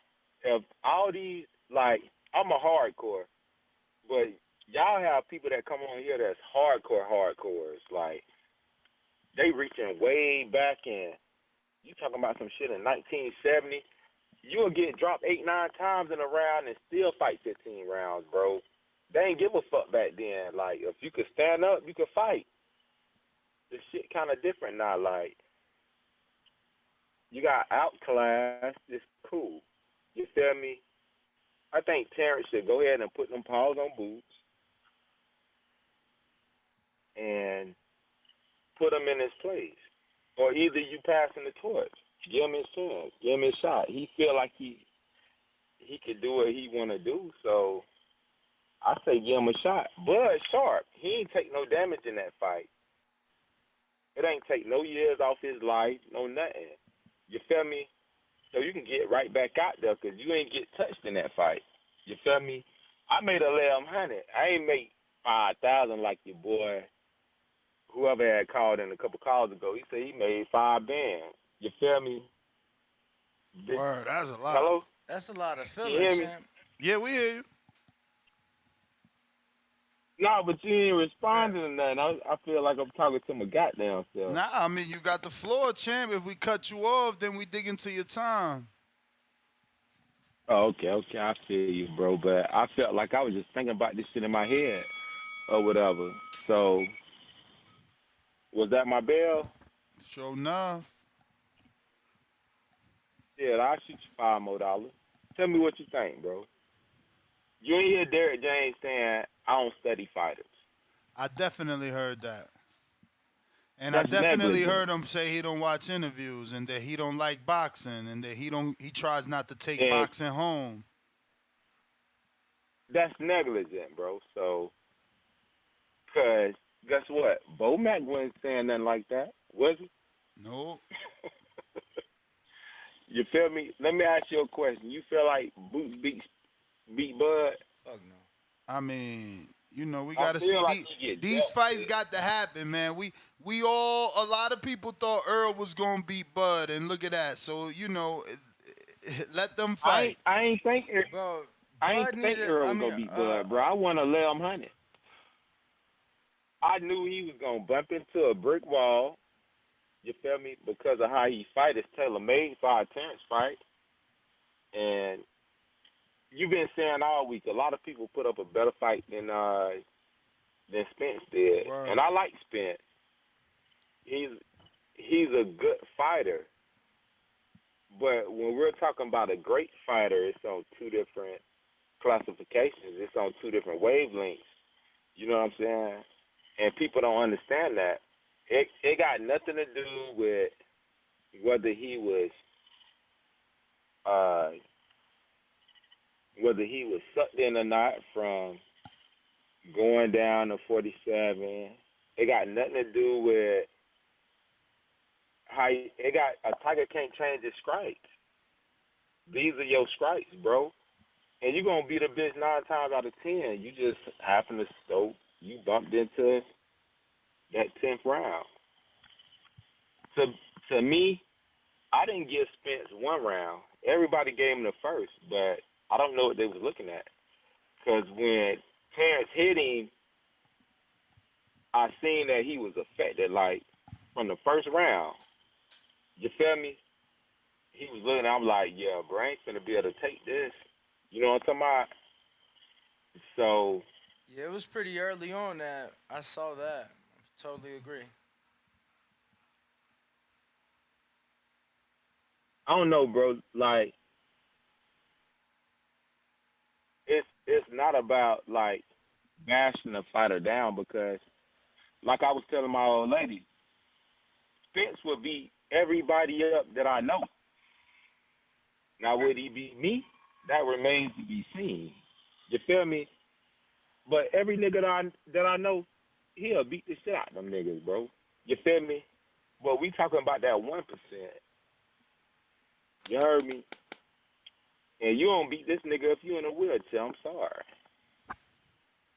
And if I owe you something extra, bro, let me know. I'm gonna send it to you, bro. That's my call, but you know what? All What right. Derrick James is getting right now, he deserved that shit because that shit came out his mouth, bro. You should be looking out for your fighters and their well-being. I wouldn't give a fuck if I had to be in the fucking library. People say knowledge is power, and that ain't true because it's a library on every corner. Categorize knowledge as power.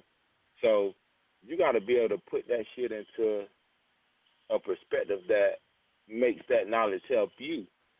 I don't give a fuck how many fighters you got, dog. You telling me you're not willing to sit down and look at your opponent in the biggest fight of your life, you the fool. And you got done like a fool, and you got to walk away with that. You got to carry that, bro. That's period. That's my call, bro. All right. Kelvin Taylor, $2. Spence had major bodily damage. Stethoscope emoji. Retire for health. Kelvin Taylor, $2. He had a strawberry head. Strawberry emoji. Shout out to Kenny Sims. ES Danny. I don't know what he meant by that. Me neither. But shout Who out to got Kenny. hands? Brooklyn, $10 super chat. Said Crawford can't pass the torch to Boots because you know what Bud haters gonna say. Crawford ducking Boots. Twins celebrating his first super chat ever. Sends $5. Says Spence says he doesn't make excuses, but the ass whooping he received warrants an explanation. You're silly. You're silly, bro. That was a good super chat. Word. You're fucking funny. We got Edwin.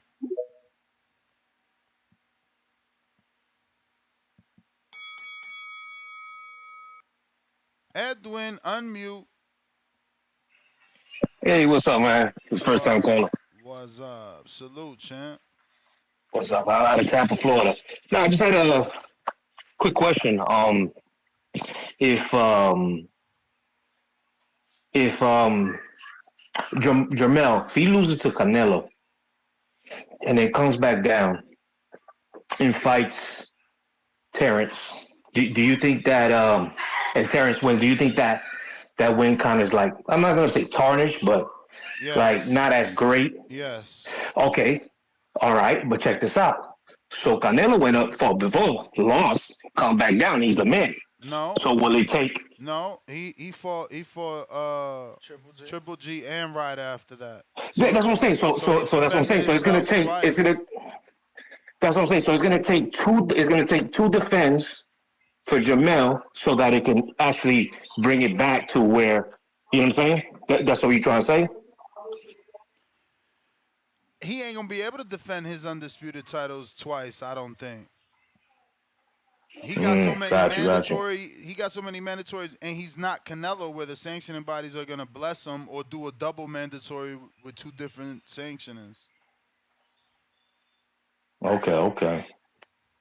All right. I mean, and about Earl, I mean, I think if he takes a tune-up fight at 154, and we can see how he looks, and maybe he can get that rematch with Crawford, but we got to probably see how he looks, and I guess we can tell if you know if he could do it, in the second run around, but that's my call. All right, champ. Appreciate the call. Appreciate you, man. Thanks for calling in. First time caller. We got A lot of first timers today. big fight, man. Big fight. We got Allen and Bay. What up? Yo, what's up? You know what this is. Champ, you From the sound Bay super Area. far. You sound super far. Hello, can you hear me? Yes. Okay, cool. Yeah, man. I don't think he should retire. I think the opposite. I think he's gonna bounce back. He's probably gonna fight like in January or something like that. January, February. I don't think he should go fight Bud again. I think he should just, I know he said he don't do tune-ups, but this is one of the times that he needs a tune-up, one of them, gimme fights, to get his mojo back. And I think, he's gonna go back on the tear. So all these people who want to play doctor and telling him he should retire and this and that, it's like, yo, man, take it easy, go chill with your girls, go chill with your kids. You feel me? Come back in January, February, New Year. Take this little tune-up fight. Get back to who you was, and let's start rebuilding again. That's what I would have told him, man, straight up. Like that's what he should do. Now, if he fight Bud again, talking about January, February, that might be a career-ending decision. So I don't think he should fight him again. Probably later on down the road if he can, maybe at the end of next year if he can. But right now, lick your wounds, go kiss your girl, come back January, February, brand new year. That's my call. All right, champ. Troy King. Hey, how y'all doing? All good. How you doing, Mr. Nestor Gibbs? Can't complain, champ. Do I sound when I was on Ego's channel years ago and everybody said I was hating? Do I sound like a hater now? When I tell a man to move his head, cause I've been in there with Levon Gramajava, been in there with Berto, Amir Khan. Listen, any of them guys will knock your head off if you come in there and not having a good day. I gotta have when I was at Virgil's, I had to have a good day every day. Listen, man, boxing is not a game. Four people died in 2020, and Maxim Dadashev was one of them. You can't take punishment like that without moving your head, bro. I'm not happy that he lost. I don't care nothing about nothing that happened, bro. I said this so long ago because Keith Thurman in his prime would have did the same thing, bro. It's not about if you can take a shot, if you can't take those punches when you move in your head from people at these elite levels, bro, you coming out of there. And there's a lot of things people don't know. Has anybody ever watched Derrick James fight? No, I know they haven't.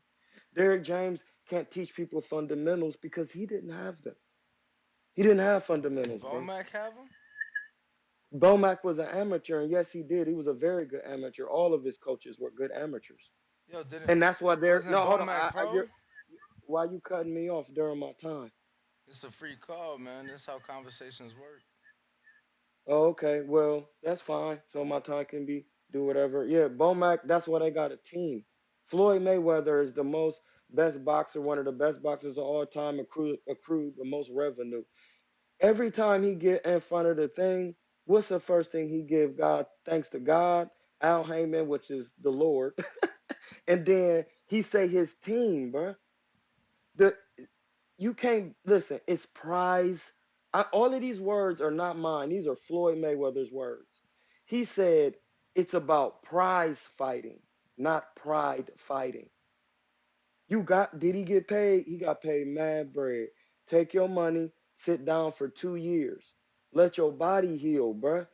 I'm not a doctor, but I know coming back and getting your head rattled listen, it's no different from when you get knocked out one time, you can cuss.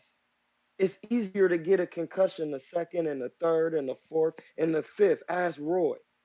Now, it has to be some type of delusion going on with these brothers because Roy said, I'm going with Crawford, and he took it personal when Roy is Jordan in boxing.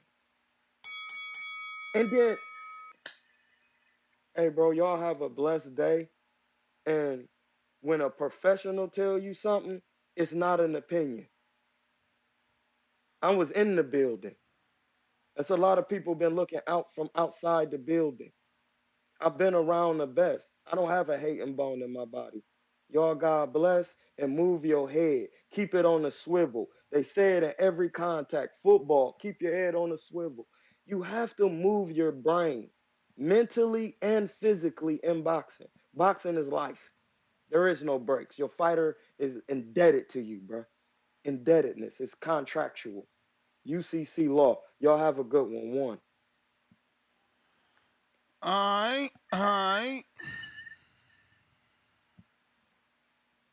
We got $5 showing love from Tech Mobile Automotive. No words. Alan, what up? Damn, Oh, he said extra time. Where he at? bro, but that's $30 Hello, hello, he hello. just sent. PBV. Hold up, Alan. I'll be right back. We gotta get the tech real quick. I'm playing chess. You good? I'm playing chess. Come back Oh, to me. you the man. You You ever don't played want to him, play a Ness? game. He know to stay away from the kid. You did him dirty? No, he ain't play me Let me yet. know if I can speak. You might as well, cause I don't see Tech. Where the fuck is Tech? Go ahead, champ. Man, and basically, it was almost like my last call, man. Like, but let's talk about it for like, how do you think Crawford will do at 160, man? Because that will be legacy, man. I want to see that. He already said Something. no though, bro. He already said he not going up there. So, He and he said no. already said no to the fucking Mayweather shit. He don't want to break that record either. Yeah, plus when I saw him jump on the ropes, man, he really did stare down Charlo, bro. So that is true. Like the sign is probably Charlo next. But like, do you think Charlo's gonna beat Canelo, man? I think possibly, yeah. Canelo's Damn, getting but old, why? bro. Well, He's getting old. He's got a lot of rounds boxed. He hasn't fought someone as young and hungry as Charlo. I mean, I guess you got to factor in Bivol was hungry because he got the win, but I don't know. I just something about Charlo. I know he's lost before and to lesser men than Canelo's facing, but Exactly, it's a man. different Like, do you? style that Canelo hasn't seen. I don't think.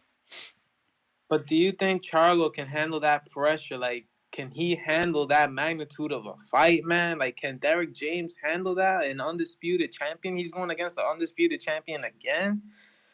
I don't know, man. I want Charlo to win because it'll mean a lot more to me, I think. And plus, Canelo has done some things I can't approve of him, man. So I would like seeing Damn, Charlo what win. Canelo do? Come on, Nanny. You know what he did? Do I really gotta even say it, man? What he do? Ask Bada. That's what. Data. Whoever drug tested his Oh, ass. That's Vada. what. Vada, bro, come on, man. We Bada, all my know bad. that was the meat. Stop it. Okay, I don't even want to talk about that. Anyways, I want to say this. I was gonna say that. Oh yeah, Spence. I don't think he'll retire at all, man. Come on, man. We said the same thing about Thurman, right when he lost to Pacquiao. Come on, man. It's just one loss, and now this fight makes much, much more sense. Thurman versus Spence has to happen next at 154, man. It's gotta. It's the best option he got. Take a good 6 months off. If you really big fish, man, show us you big fish and come back and fight Thurman. The one you were disrespecting this whole time. You keep disrespecting people. You disrespected Thurman. You disrespected Crawford. Show some people some respect. Give them a chance, man. And maybe things will go your way. You know? Because Keith Thurman needs some respect. He only lost to Pacquiao. He ain't losing nobody fucking else, man. And he beat Sean Porter, the guy Errol Spence was having trouble with. I was watching the fucking fight with my dad, 4K, the Sean Porter versus Errol Spence fight. My guy, Sean Porter, was looking good till he got knocked down. But every single punch Sean Porter was throwing was landing almost. He was throwing them pit bull punches. And they didn't look too pretty, but they were landing on Spence for sure till he got knocked down. Shout out Champ, PBV, the best podcast. Man. appreciate you. You got it, champ.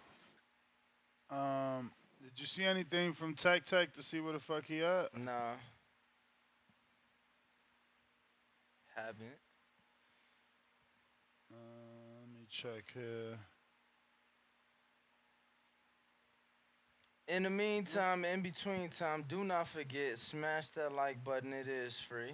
We got PJ TJ.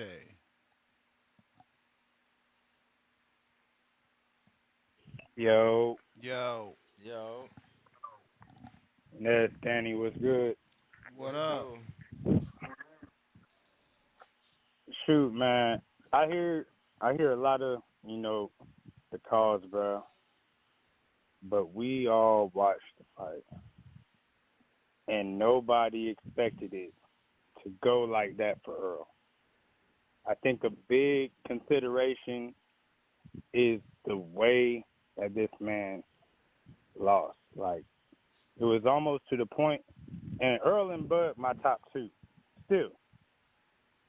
But as far as like levels, rankings, you might have to add like a couple empty spots underneath Bud's name after that, man. Mm. It was that bad. That's why we talking about it like this. It was Word. that bad. It was that bad. No lie. Oh, okay, bro. My bad, little OG talking. But nah, man. I don't think he should retire. But my question to folks would be, I mean, even if somebody beats Earl, are they gonna get their actual credit after that? I don't think they're gonna receive the full credit, Not unless he get especially a if few wins. maybe, right? Because I mean, when you hear people talk about Bud, everybody was a shell of themselves, and Bud beat them. So after that, after this car crash, everybody was still trying to point to, and the retina, everybody's still trying to point to. Like he just got he got worked. Like it was that bad. It was that bad. I don't know if folks will get the full credit. I mean, off the name, sure, but if I was Earl, I wouldn't say retire. You know what I'm saying? Like just chill with the fam. You know what I'm saying? Kick it, regroup, do whatever, you know what I'm saying, you need to do to make sure you are for sure in 100% good health at least. Bump the box in good health. And then, you know what I'm saying, make your move and decision, you know what I'm saying, from there. But I think the only reason why folks would really give Earl the credit and not treat it like how they did Bud is because I mean he was the hero story. He was the favorite that wasn't the favorite. He was the favorite underdog. Like I don't even know how he was the underdog in this one for real. I got 100 off of it. I actually bet the round. I bet round 9. I caught a little 100 off of a 5-piece. But yeah, man, I don't know. I think it's too soon to be talking about Earl in the ring right now. Period. Like just take the time. You know what I'm saying? Just take the time, give Bud all his flowers because there's been a lot of flowers left behind. You know what I'm saying? It's gonna take some time for Bud to really get all the flowers that he deserves after that performance. For real. But that's my call, man. Again, appreciate the love at the fight night party. It was lit. Still tilted off of it. You got it, champ. Where the fuck is P? What's his name? TJPJ. Tech. Where the Tech? No Tech. James. Tech Automotive.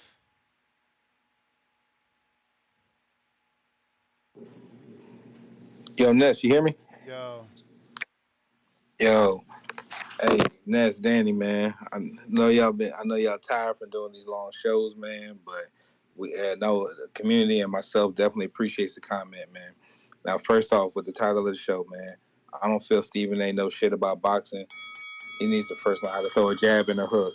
Secondly, we all need a little help in life, man. You know, like hell, Charlo got Joan Guzman. Shit, man. Spence may need to take maybe a look at that, maybe look at him as well. I mean, I would not say fire Derrick James after that one performance, but it is what it is. He made some mistakes, and we all do, man. We just need to give him some grace here, man. He let his arrogance and pride probably make some wrong decisions in that coaching corner. Um, Another thing that was mentioned, Spence probably looked different because of the weight. I mean, Bud didn't like making the weight either, man. So I don't think 7 pounds would actually help Bud a lot more, and might have been a worse ass whooping that Spence would have got on that same night. But who the hell knows, though, man? I doubt that Spence wins at any weight. With that being said, man, I just want Spence, man, not to really consider retirement. I just want him to actually just get a real doctor's evaluation. If he does, he needs to go to 160. I don't care what you say about Adonis. I think he's a shit fighter. I mean, look, man, I think it's free smoke at 160. I mean, Spence can beat Liam Smith. He can be Felix Cash. He can be Ammo Williams. I mean, shit, you can name it. He can be Shane Mosley, for God's sakes, man. There's a lot of free smoke up there, and it's an easy path back to a championship. All I can say is that's a good way for him to be a 2 division champion and to cement himself in what boxing boxing Hall of Fame status. All in all, man. And Danny, man, one quick thing. I remember a couple of months ago, man, I asked you about Nobu Restaurant, man. That shit's super overrated, man. Super overrated. Just a quick sidebar. Just super overrated, man. I went to the one in Bahamas. Paying for like $20 lobster tacos and shit like that. That like the size of my pinky, man. It was just alright. I think. Go ahead. What's up? Yeah, I liked it. I ain't been to the one in the Bahamas. I've only been to the one in Chicago and Houston. Okay. I know me But and yeah, my that girl was gonna travel sucks. some more. Yeah. That sucks. Yeah. Yeah, Definitely but one of those high end spots for sure. yeah. I think the sushi was the best thing on the menu, to be honest, man. But either way it goes, man. Shout out to y'all, man. Ness. I'm gonna show you. I'm gonna send you a cash app just to show you some love, man. And y'all just keep it cooking. I'm out. Appreciate you, my guy. Appreciate you. We got RRT Boxing with Mr. A. Says Spence needs to give Ocampo that rematch at 154. Hashtag Hardin. Crying, laughing face. Y'all funny. Bobby Shaw with a fat $20 said, "Stop it. Earl had no defense like Juggernaut. It can be the same for any fighter. Bud and Tyson Fury are top tier. A trainer is like a cherry on top. Secret they listen to, constructive criticism and want to improve." Hmm. And we got $5 from Tactical that says, "Pose this question: Is Terence Crawford beating old and/or broken fighters?" Oh wow. So now Earl's broken. The big fish was broken. Y'all funny, funny, funny. Nike. Yo, you dropped something. Nike. Hendrix.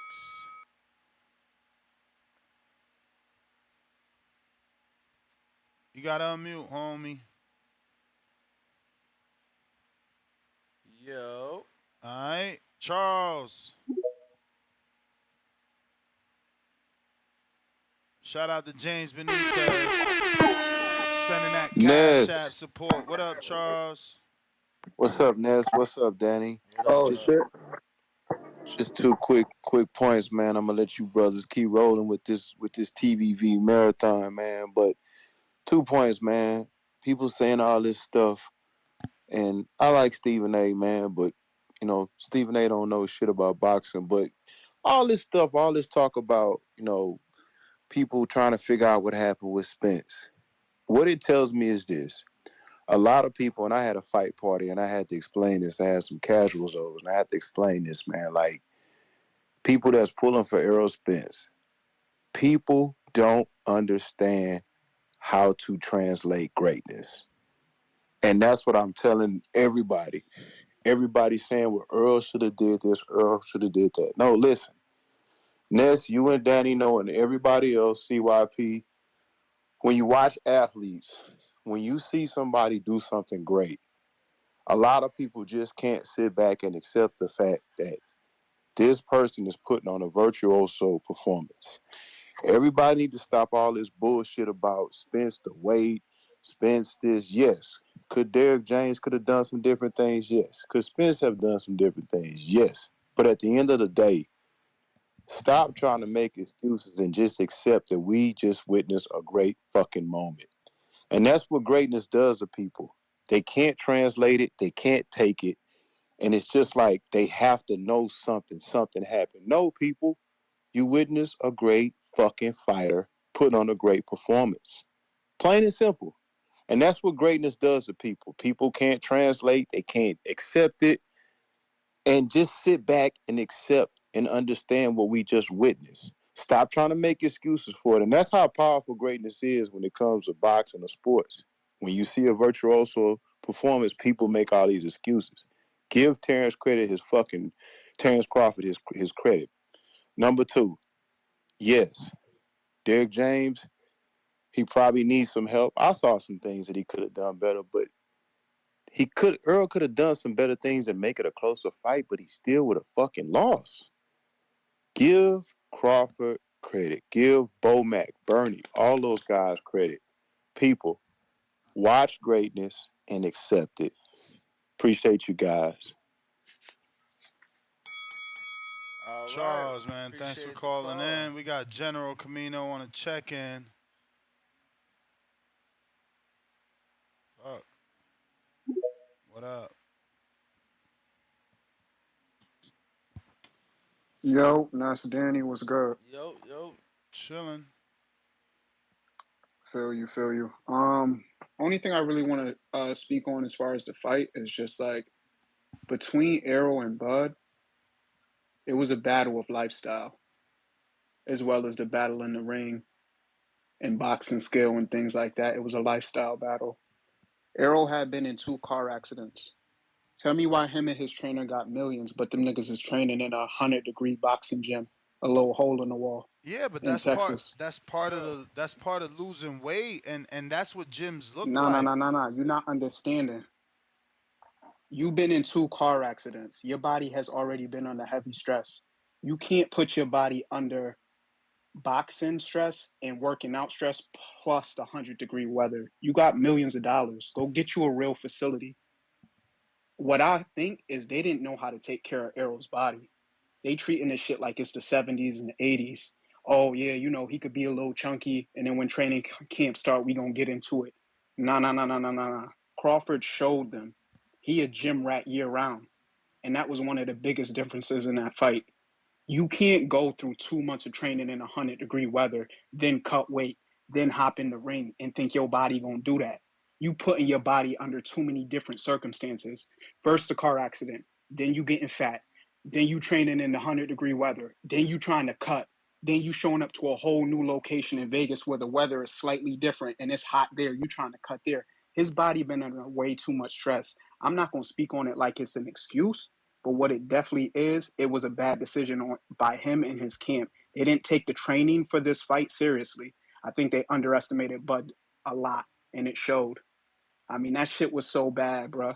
I mean, I keep saying it. By the second and third round, by the fourth and the fifth, like, I wanted them to throw that towel in. I mean, it's damn near a consensus amongst everybody that watched the fight. I feel bad for them because they really got embarrassed on Saturday. I mean, I this shit is crazy. And I think one of the other callers spoke on Derrick James not watching film. I mean, bruh, the writing is on the wall. The writing is on the wall. They fooled us into thinking Errol was that dude, and he really wasn't. I mean, go down to his resume, those quality wins that he had before Bud. Keith Thurman had him before him. Like shit, we put too much stock into them fights. I think what we really needed to focus on was the eye test. The eye test would have made the right decision that Tuesday, and we would have chose Inouye like everybody who saw Inouye did. And the eye test is the same thing with Bud, bro. It was a week of the eye test, and you either passed or failed that shit. I'm one But for as far one. as Bud, I'm 1 for 1, baby. oh yeah, me too. Because I'm not gonna lie to you, Ness. I was going for Inouye, and then I got on here, and nigga, you convinced me that Fortin was gonna go there and do something, and I went against the eye test, and I shouldn't have did that. But came Saturday, I ain't do that. I kept that eye test going. I said, Bud looked like that dude. I'm gonna keep faith in him, and he ended up being that dude. One thing I'll say though is, Bud beat his ass too bad. He beat his ass so bad that niggas don't even want to give Bud credit for that shit, because they can't believe the separation in boxing skill and ability. But I'm gonna get to the point of this shit. I don't think Errol should retire. I just think he can't fuck with Bud. I think there's a lot of motherfuckers he could beat. There's a lot of there's a lot more he could learn. But that Bud road, that Bud side of the street, he got to go ahead and leave that shit alone. I wouldn't go down that street ever again. He too old. His body been through too much. I mean, unless he get that team that Devin got, that nutritional team that Devin got, and new coaches and shit like that, I would say don't ever fuck with Bud again, bro. You know that Cause y'all you not. know that their nutritionists come from the same nutritional family, if you will. But it's not the same team, right? It's not the. It's not because I know Devin got that couple, that married couple, the husband and the wife Yeah, but who I'm met, saying I'm and saying the guy, James and Elliot Buckland, they learn from the same people. So oh, okay, well, shit. Maybe he may not need to do anything with that, but man, he definitely need to get in a different facility. I'm telling you right now, training in 100-degree weather in a gym in Texas at his age is only fucking his body up even more. bro, if you feel that way though, I'll tell you right now that You ever heard of that a heat stroke, then Danny? yeah, I mean, you ever heard of hydrating? Yo, bro, it's That is the bell. I got James Benitez, $10, says, didn't Derrick James fight for a title, his 10th fight, and have our 20, I don't know, I think he and meant have over. over 20 wins in his career? I think he knows a little boxing. Put up your box rack. No, put your box rack up. Don't trash Derrick. We all make mistakes, fams. RRT box with Mr. A, $10. Remember, Steve A. Smith is king of casuals. So, in his eyes, if a casual, someone just got beat into retirement, you really think lots of casuals saw it like that as well? Hashtag Hardin, green heart, faced with steam from nose, but is really faced with weed smoke coming out the nose. Night, what up? And yes, Derek did fight for a regional early in his Shout career. out to the boxing boys. You know, shout out to you, man. Shout out to Danny. Y'all putting in this good late work on the East Coast over here, 9:47. Mm. So yeah, good late work y'all putting in. Uh, man, I don't retirement is kind of crazy too, like they say, cause that's Bud. Like he is what he say he is. I mean, Errol already said he ain't got no excuses. Hey, he ain't got no excuses. He took his ass whooping. Hey, on with the next. You don't need to fight Bud again. Take another route. Go 154, 160. I even said it before. He can fight at 160. His walk around rate probably like 170, 175. That's what he probably walk around at. So 160 wouldn't be out of the question for him either. And shit. But if he go to 160, he'll have to see Jamal for the WBC. So I mean, he still got good fights. It ain't done for him unless he get in there again with Crawford. Take another beating like that, then it's retirement time. But if he don't get in there with Crawford, he get in there with somebody else. Like, matter of fact, I like the Keith fight. I mean, I like the Keith fight for him. If Keith get in there and beat him, if Keith don't brutalize him, then hey, it's a good win. It's gonna be a good win, period, for Keith. But if he don't brutalize him, hey, he can bounce back from that. Then Keith versus Crawford. But other than that, man, he alright. He just need to recover. But that beating, that was something serious though. That's why people still talking about it. But he'll bounce back. That's my call. Champ, have a good one. All right, champ, we got Cash App. Cut the line from Moses. What up? Moses, you gotta press one, but I did it for you. But that's why we don't know. That's why you been Yo, there. can you hear me? Yeah. Yo, so damn. First of all, I'm 1 for 1 too. Because I definitely used the eye test for the Inoue fight. But I really just want to say that I really feel like we all learned a big lesson on this fight. I feel like Crawford, not only did he make history, but I think he also moved the whole boxing community forward. Now we're going to question ourselves. Now we know that we don't, that everything we think we know, we don't know. We all going to be better because of this as a community. I've been eating crow for 24 hours or however long since the fucking fight, kissing ass and saying I'm sorry and recognizing that maybe I'm a casual even though I've been watching boxing for 30 years. Because I should have known. I should have known what was going to happen. I should have had some idea. We all should have had some idea. 50-50, you were wrong, right? So I just want to say, and I've been with y'all for years, bro. I've come and gone. I feel like, Nestor, you've grown as a host. You've grown as a man. And I feel like we as a community have grown with you, those who have hung on and stayed with you. So I'm proud of you. I'm proud of the show. And anybody who can eat crow and take responsibility for not knowing what you think you know, props to all of y'all that recognize that maybe you don't know everything you think you know. So that's my call. All right, champ. All right, champ. Appreciate you. We got Peace, y'all. Bugs. Peace.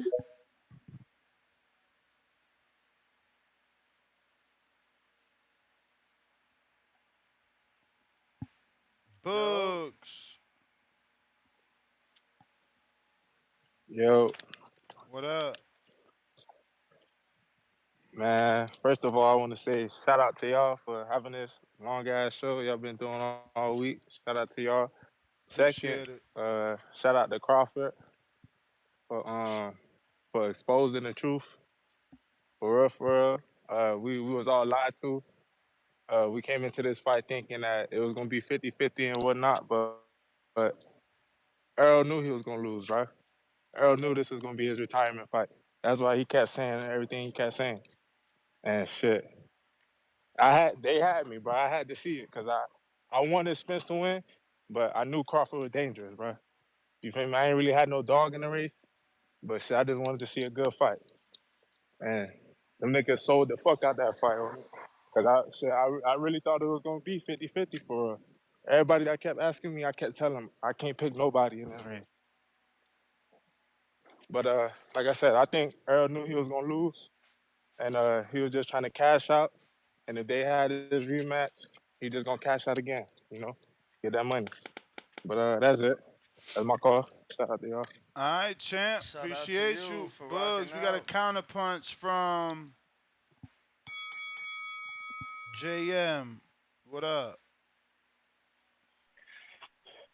It's me. It's not a counterpunch. It's just it's a preemptive whatever. Just let me rock. Whatever I need to pay, I'm gonna pay.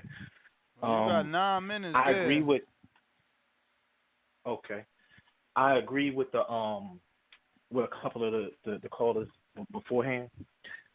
I don't. I never thought Spence recovered from that car wreck.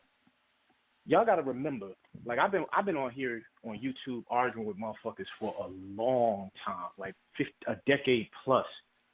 Um, y'all got to remember, it's a couple of things that we always believe changes fighters. Like every time a fighter gets knocked out cold, a good fighter, when they come back, it's always question marks around surrounding whether or not they're gonna be the same. It's either if they take a prolonged beating or if they get knocked out. Um, y'all and people just kind of don't realize that this nigga Spence flew out of a fucking car going 100 miles an hour, however fast it was going. I work in emergency medicine. We call those kind of brain injuries coup contra coup, where the brain bounces off your skull, the brain moves around. If that doesn't equate severe punches to the head, I don't know what it, magnified. I don't know what does. It felt like to me. I mean, it was good. He kept taking those long breaks to let his body rest. But he still just didn't look the same to me.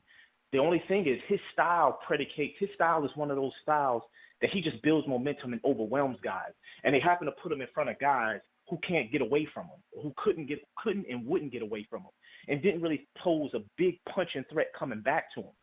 But if you pay attention, if you watch the film, just watch how he responds when he gets hit. Go back to the Ugas fight, go back to the Danny fight. He has a real dramatic response to when he gets hit flush. And he shows up and goes on defense. It's way different from when he got hit by Kell Brook. And it's just little things like that I noticed. But he would always he could overwhelm those guys standing in front of him. So we got sort of we got sort of not led astray, but they matched them up really well. Because you got to ask yourself, and no, I don't think Spence should retire. I hate hearing Stephen A. talk boxing. Clearly, he doesn't know shit about boxing. That was the only thing I ever wanted Max Kellerman to talk about. Like, I hated hearing Max Kellerman talk other sports. Like, nigga, you talk boxing.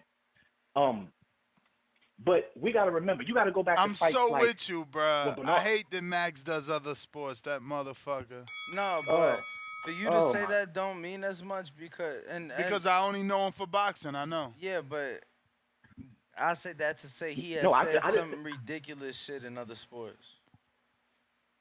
But I just think his real passion and his real encyclopedia mind is geared Hell towards yeah. boxing, I and that's what mean, makes. yo, his original show, Max on Boxing, like ESPN wasn't the first time the show was a thing. Like that's how he started. That was his show in New York in like Yeah, the '90s. yeah. Yeah. I mean, and that's really what I appreciate from him. When I hear him talking basketball, like all this other shit, I just be like, man, just talk boxing. But my thing is, you got to go back to fights like Bernard Hopkins versus William Joppy. William Joppy, go look. You think Errol's face looked fucked up? Go look at how Bernard Hopkins brutalized Joppy. Go back to how Cotto, like guys got to remember the shit that the gauntlet that Cotto ran. Cotto went through a hard ass fight with Shane Mosley, I think, then Clotty, then Margarito, then Manny, where his ass got brutalized. And you just got to ask yourself, is it good for? He was never the same. Like, is it good for a fighter? Do we really want Spence to fight 3 months down the line from now? In December. And we got to think Derrick James got 3 big fights coming up back to back to back. How much time is he going to be able to spend on Spence and trying to help him improve? Because this is a stylistic problem. Like, go back to that Ugas fight, that Danny fight. Spence's balance was fucked up then. He was loading up, punching all off balance, landing on the wrong foot. It's just that Ugas kept his hands in his pocket. Spence broke his rib with that one left hook, and that changed Ugas' whole approach to the fight. Ugas didn't want to do shit else once he got hit with that one left. But shell up and turtle up and stand there. But you got, I'm trying to think of another fight. Cotto, who else? Oh, I mean, and just remember what Mike Perez did to Mogamed, or I forget what his name is. Yeah, like, I brought that up this morning. Night. I brought that up this morning. 90 seconds. Yeah, I mean, and Mike Perez was just hitting him with sharp, crisp punches, just flush. Yeah, but Magdoman was certainly never the same, though. Magdoman was certainly never the same. He was fucked up for life. And that's the point that I'm trying to make. Like, when guys think about this stuff, I just want guys to remember, like, Crawford is a very sharp, like I really thought that his workout, like his media workout was telling. He just looked so crisp. The nigga didn't, he wasn't out of breath. 60 seconds. Everything was flowing. I've been saying for years, like ever since Spence tried to shit on Bomac and them, that first press conference when he was drunk and he tried to shit on the resume, like who he fought that's better than Algieri. He said in that press conference, he said, we don't even know who his head trainer is. He got 3 motherfuckers over there. And I said, damn, Spence don't even realize that Crawford got a brain trust. Like, they got a group of guys that's been together since Crawford was a kid, focusing on different areas of the game. And they like Voltron and shit. I'm like, he don't really get that. They don't realize how, like, Bernard Hopkins was so dope because he had John David Jackson and Nazeem Richardson and Bowie Fisher helping him dissect and analyze fights and how they were going to approach it. That shit, 10 seconds. Errol thinks this whole old school, just grind everything out way of doing things is good. It's not. You got to start getting scientific. You got to start doing things efficiently and effectively. I just saw a video where an old school amateur, and Derrick James does have a good amateur pedigree as well. Like, I think he won like nationals and things like that. I think he was at the Olympic trials. So he does have a good boxing pedigree, even though that Lipsy fight, he looked like trash. But some guy that boxed with Derrick, he said he got mad. Derrick got mad at him because he told him, he said, yo, man, I'm going with Crawford. He said, because your guy don't move his fucking head. And he said he got mad. He said in the interview, Derrick got mad at me because he said he don't believe in them moving their head. He just think the jab is going to neutralize all of that or take or cover for that. I said, wow. That's crazy. But every high-level coach keeps mentioning, like, this has been a knock on Spence since he came out to amateurs, that he had heavy feet or he was flat-footed and he don't get his head off the fucking line. So, like, the shit that got exposed, he got exposed by a master boxer who happens to be nasty. He's like Tommy Hearns mix. He's like a mix of all three of them, Sugar Ray, Marvin, and Tommy. He's nasty, got a chip on his shoulder, switch hits like Marvin, can move his body, and got a man. That right hand he was hitting Errol with reminded me of do y'all remember when Floyd fought Victor Ortiz? Yep. And he just and Ricky Hatton, but he just kept lining them niggas up with that straight right. I mean, lining them up. That's what that power jab reminded me of that he was touching Errol with. That shit was just, the timing was beautiful and it was snappy.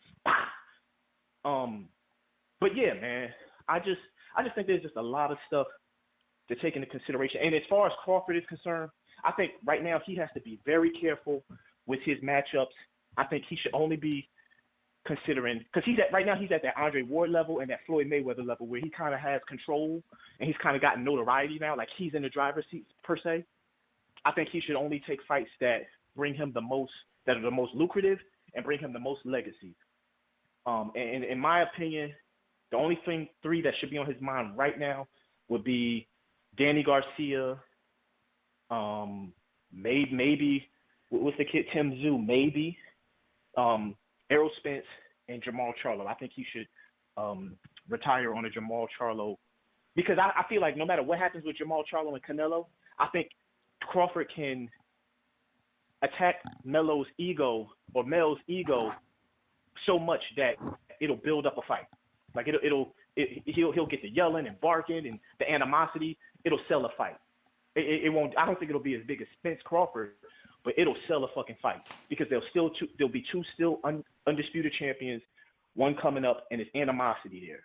But I don't think he should be entertaining any of these other fights because again, they all damaged at this point. Like everybody's fucking damaged, from Spence to Keith.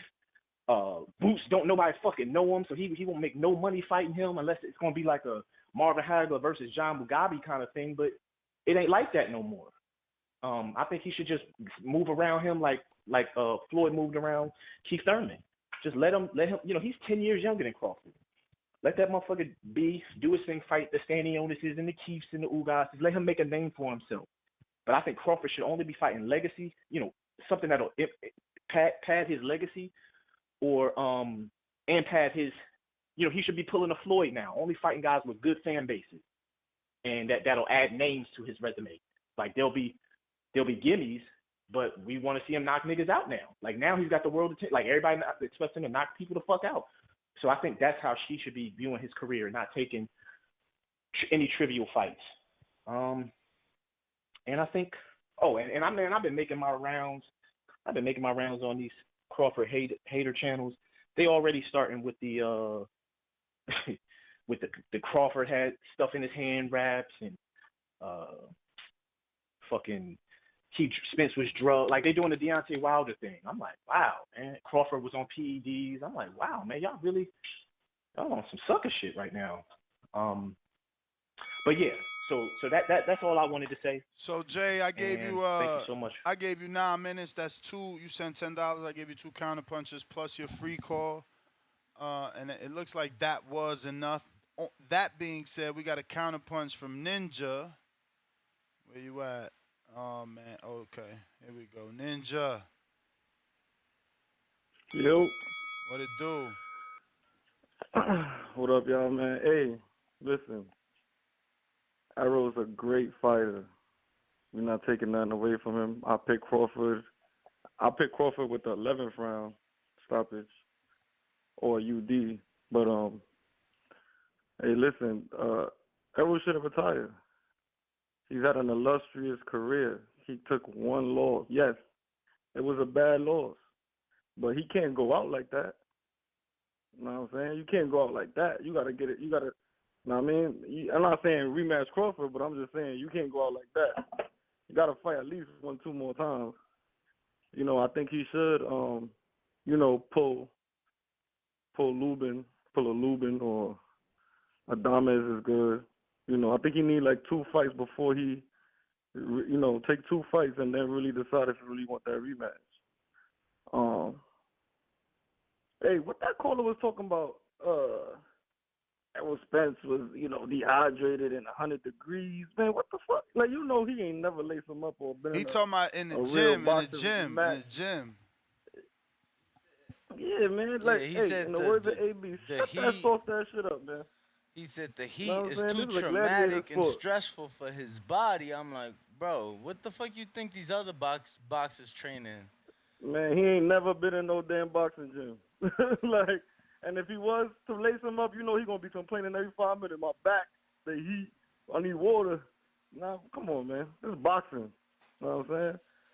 But yeah, I think Errol should take 2 fights before he take on Crawford. And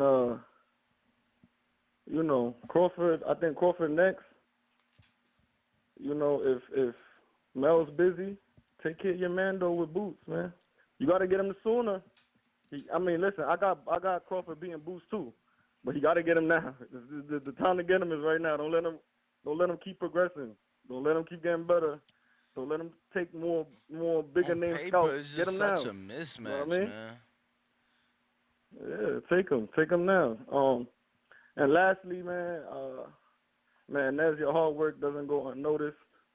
I've been following TBV since his name can't come to me right now, but since you're the co-host in the wheelchair, Mike. and yeah, Yeah, and Mike. I watched the progression of this channel, and you've been putting in pain, and you are inspiration to me, keeping my head down and work hard for your goals and what you want to accomplish in life. Just work, work, work, and you know what I mean. You gonna get to where you got to get. I watched TBV glow up over the years, man, and you putting in pain. You and Danny. So no, I appreciate Appreciate it, y'all. man. That's my call. Appreciate you, my guy. Thank you for the kind words, champ. Let's see what we got. That was Ninja with the counter punch. Next counter punch goes to SDX Renzi. What up?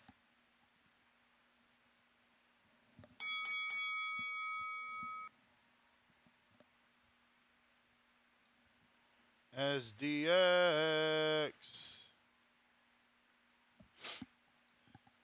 And if you are tuned in right now, go ahead, smash the like button. It is free. Subscribe. SDX, you alive? You're. Yo. My man's can't hear us. Nah, he jumped out. He jumping Artist. back in to see if it works. This is third time trying to connect. We Yeah, got it you. We always do got you. that. I don't know why. If it's on more than an hour, it gets to acting crazy. But I'm gonna make my shit short. I'm in the bed with my fiance. She like, nigga, you better get this call out the way. You feel me?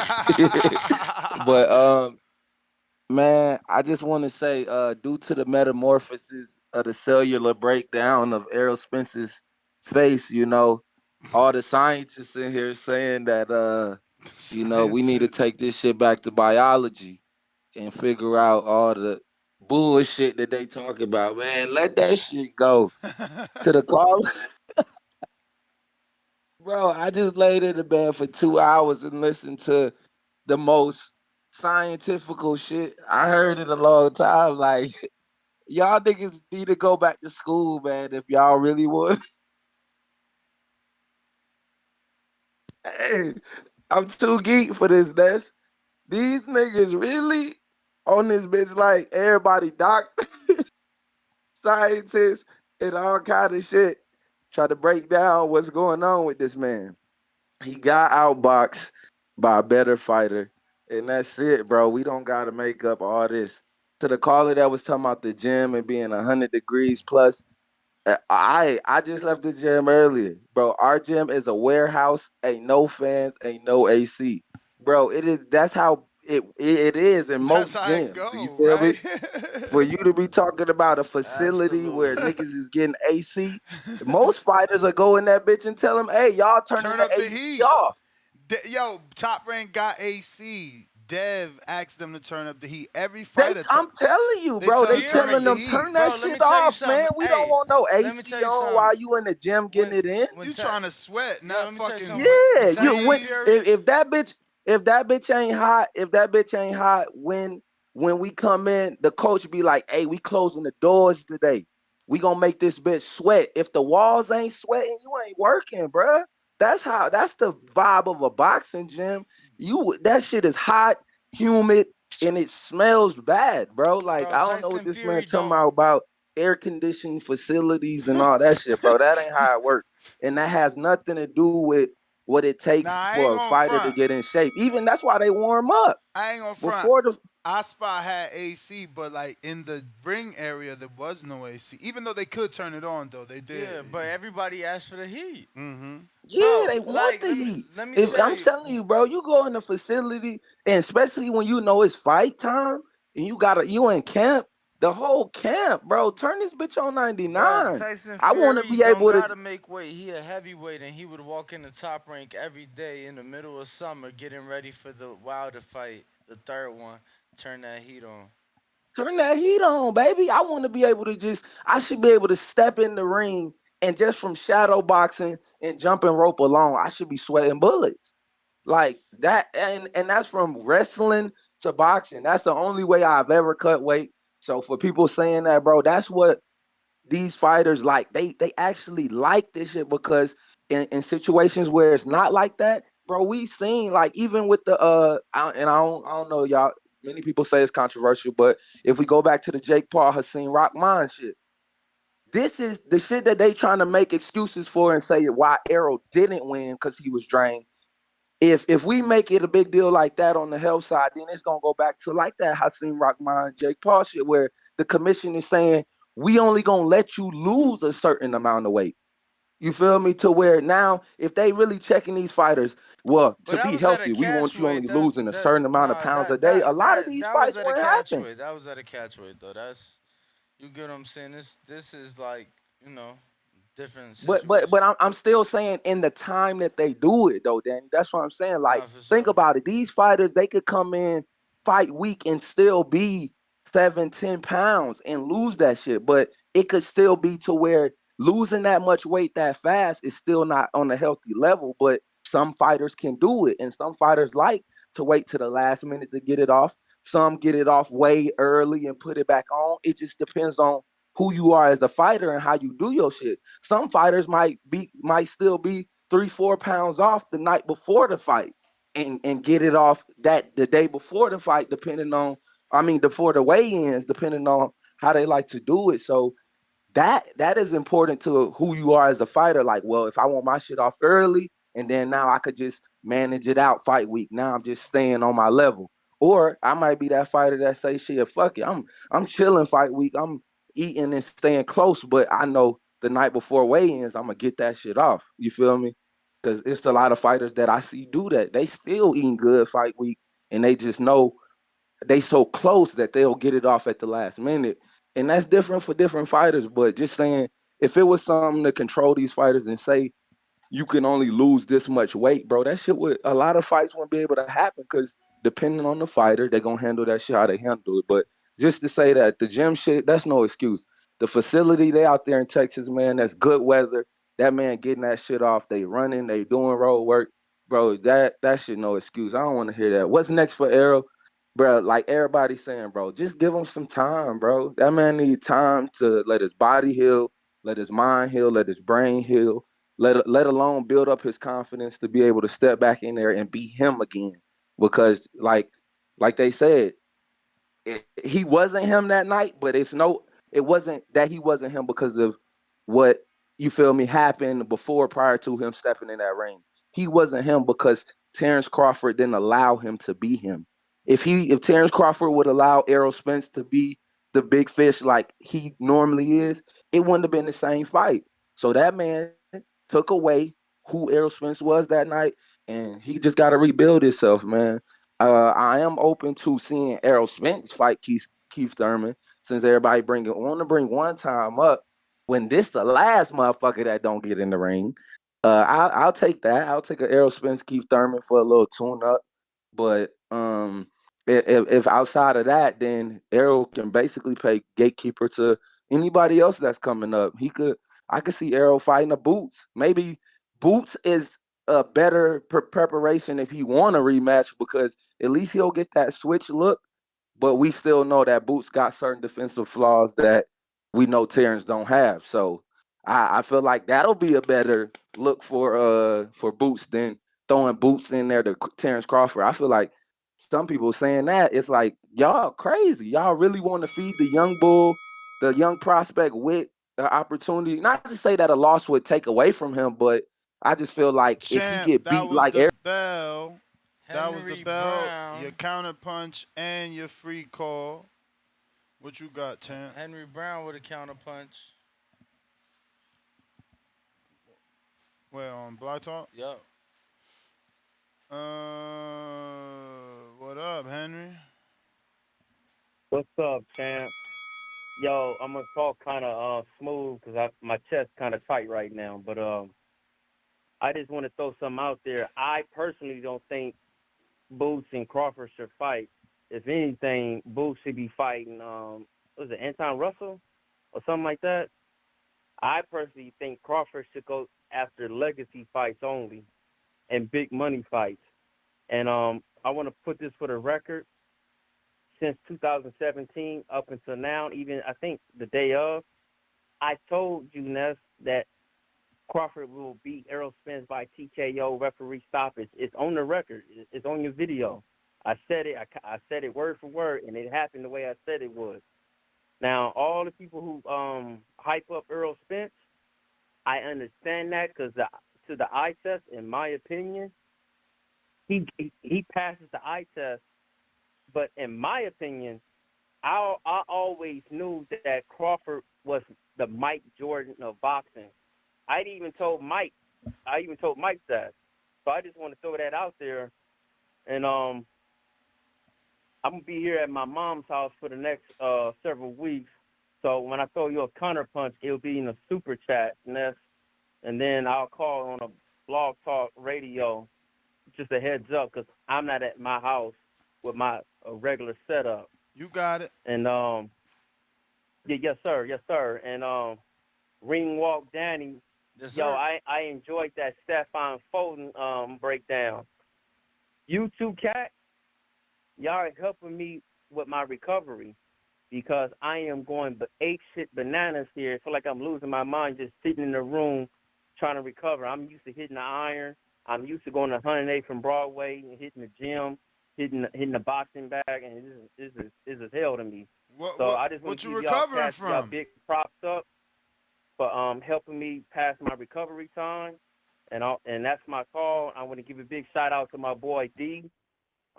He's listening in, and yo D, I told you you was rolling with Errol Spence. I told you Crawford is the Mike Jordan of boxing, man, and that's my call.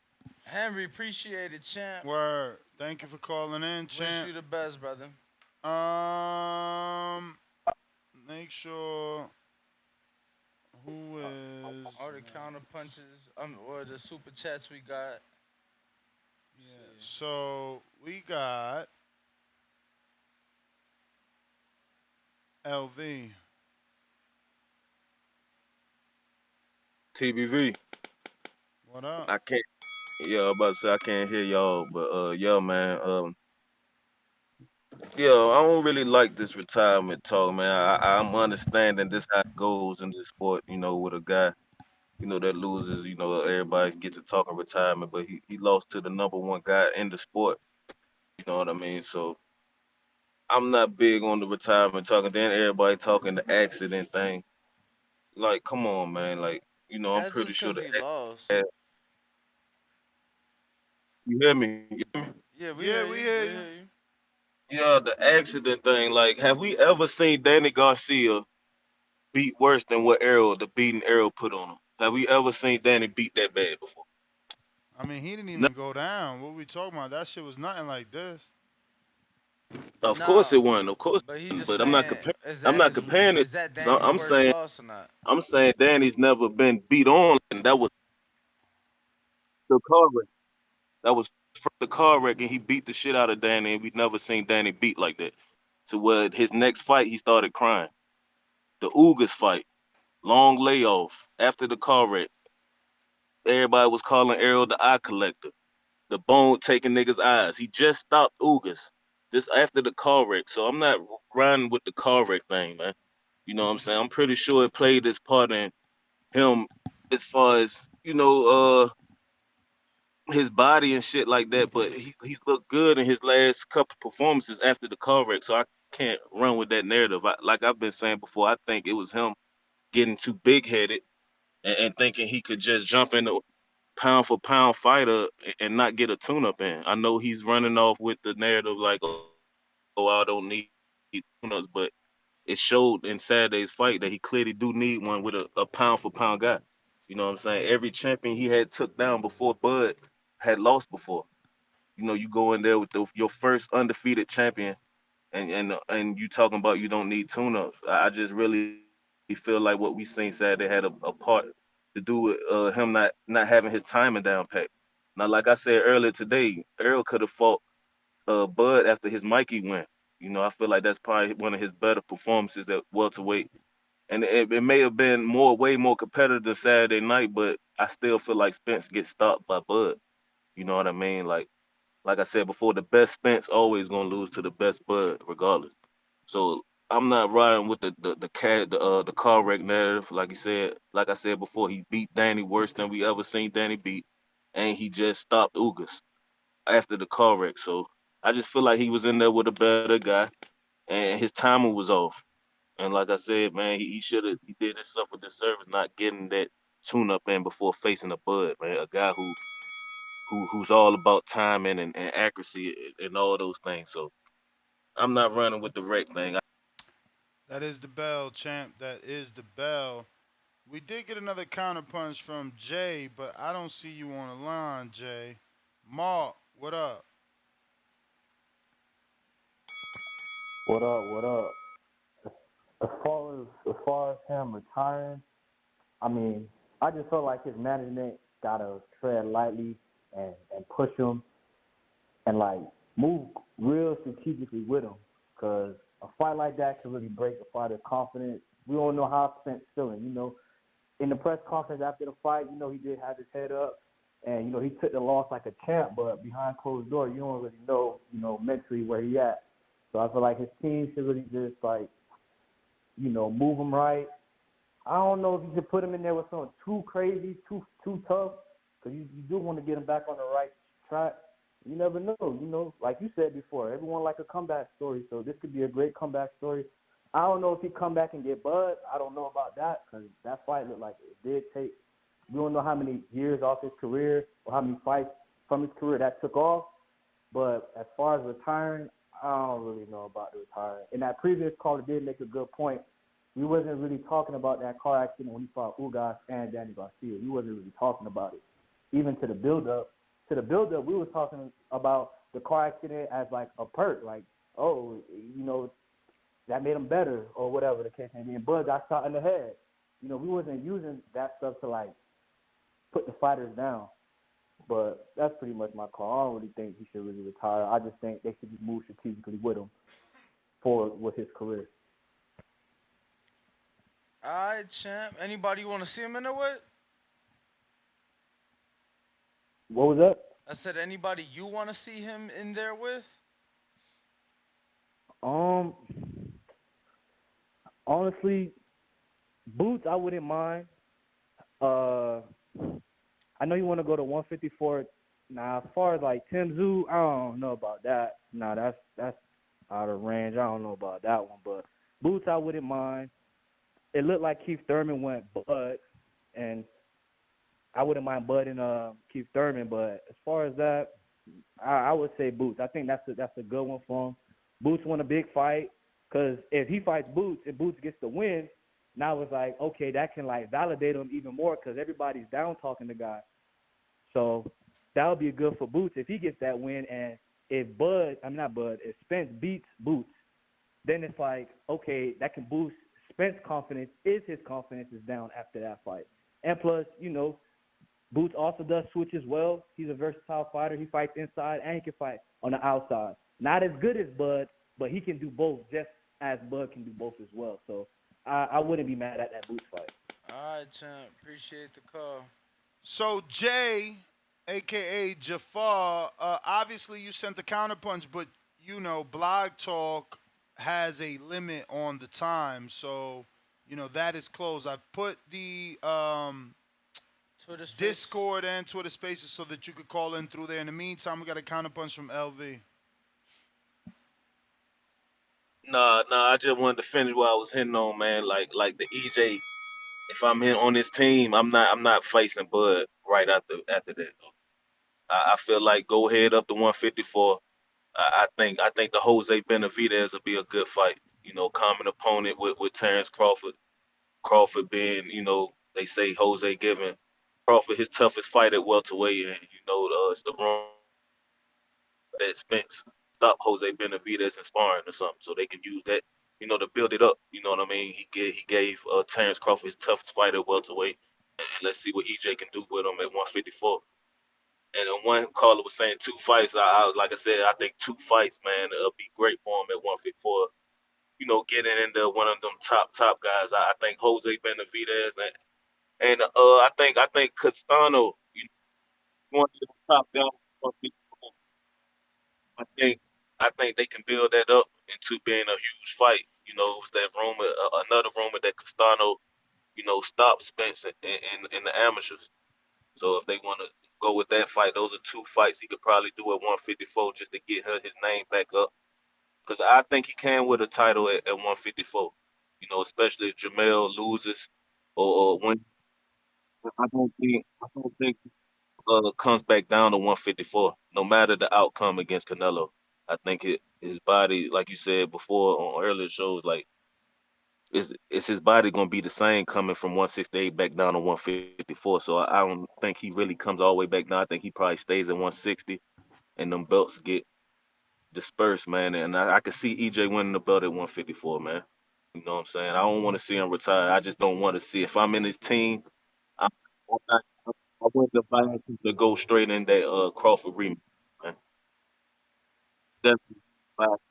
But like I said before, man, he been talking about money the whole build up to this fight. So what's the most lucrative fight for him?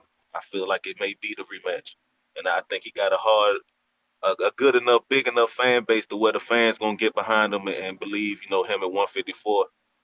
He's gonna probably win or whatever. I feel like he can look better than he did Saturday, but no way he beats Bud. You know what I'm saying? No way he beats Bud. I feel like so.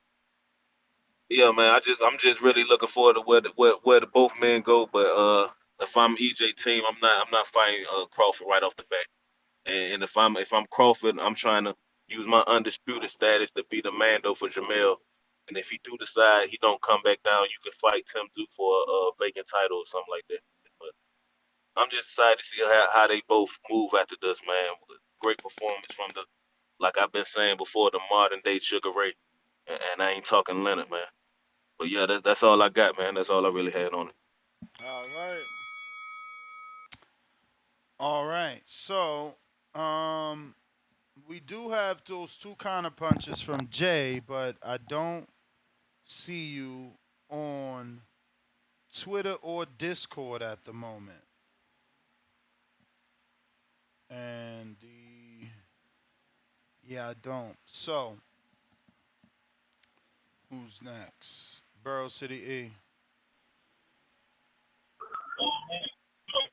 Yo. Yo. Yeah. Yeah, man. Look, man. Like, the emperor of fucking casual Stephen A. Smith don't know what the hell he talking about. You can't really pay that man no attention. Like you just gotta listen to him. But he say he basically just like a casual fan. The only thing is he is popular with a big ass damn, you know, a big ass what you call it, the broadcast this shit live to the masses, man. But Earl, the best thing for Earl, like, I don't think he should take the rematch again. Like, I'm an Earl fan. Ain't shit else happening at 154.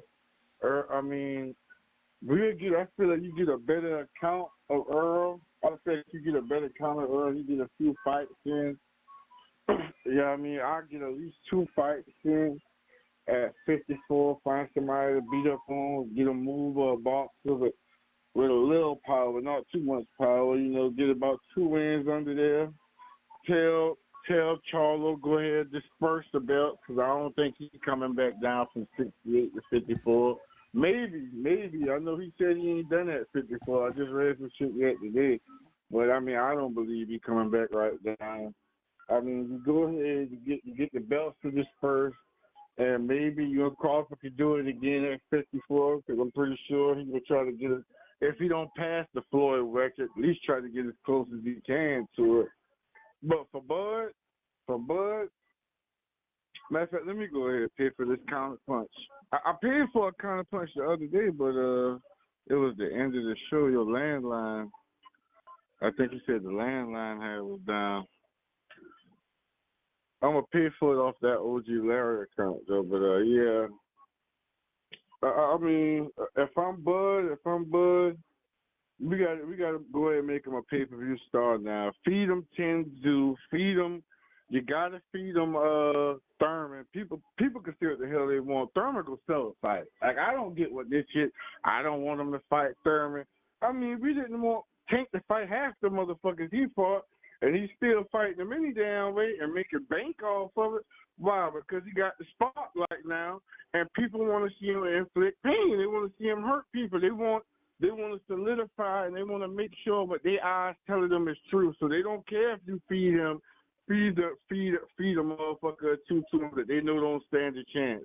They want to see them punished like that, and they're gonna pay to see it. Like, we got to do that with Bud too. And I'm an Earl fan, but you beat the man, you become the man. If I'm PBC, you got to start throwing them dollars at Bud. Like, you got to throw them dollars at him. Tell them maybe you can get him a shot at Jamal. You might could get him Canelo on the way out. Some shit like that there. Like, it's time to make Bud just, you know what I mean? Let him run it up as much as he can. That's the type of man I am. I respect it. Like, we got to stop I'm this with shit. you. We got to stop this shit.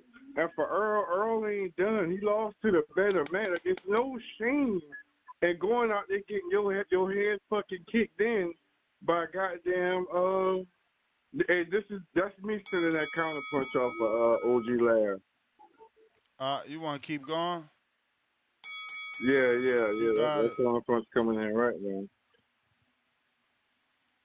Yeah, that counter punch coming in right now. But yeah, man, like, I don't care what they say, man. Earl don't have to stop. It ain't time to retire. He just need to get his ass back active. If he was active, the fight would have been better than what it was. That's all I got to say. We ain't gonna say he wins, 'cause I don't think he wins. I say, like, he looked the same to me. Like, I don't know what all. He looked a little funny in the eye, like he was high or something. But as far as like fighting wise, he always overreached like that and come in with the power. He always threw that overhand left straight through the guard and try to power his punch through the guard. That wasn't nothing new for Earl. The only thing was new for Earl, it was a sharp ass counter punching Bud Crawford on the other end of that shit.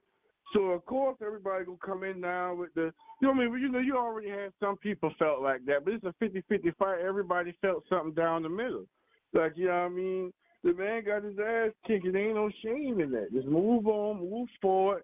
Get you a couple goddamn brownies you can eat on, a snack on that 54. Get active. Get busy. Get a belt, and then try Crawford again. You know what I mean? But right now, all this talk of Errol Spence retirement, that shit, man, that shit way over the line, bro. Like, way past the line.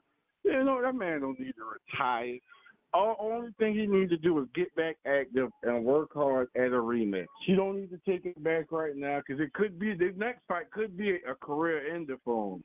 If he lose devastatingly like that again, it'll really take something out of him. I believe he's durable enough to come back and get himself back active, and maybe only thing Earl had really need to do is use his feet more instead of trying to jab his way in, because Crawford, you're gonna have to use your feet. You got to bum rush him, and then on the way out, you ain't fast enough to just get out of harm's way. That's not Uzi. It's not Danny.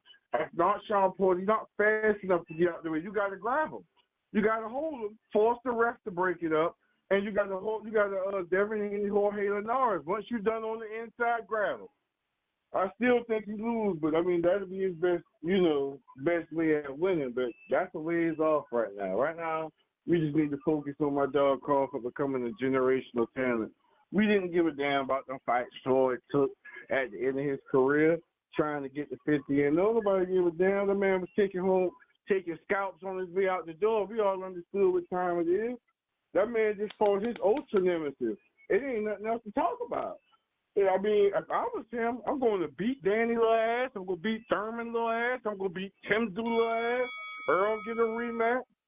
And, I mean, you move from there. Build up his career. But that's my call, man. I Barrel City E. Appreciate you. OG. OC. What up with you?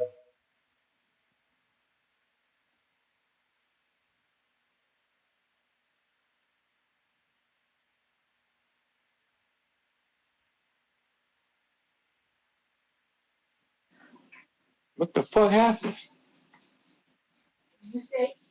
Yo. Yo. Oh shit, I didn't even know I was on, man. Yeah, we said Hey, OC. We said I, OC. shit, I'm sitting here like, what the fuck happened? Nah, but check this out. Hey, how much time I got? Do I still got that little extra joint in there? You got it.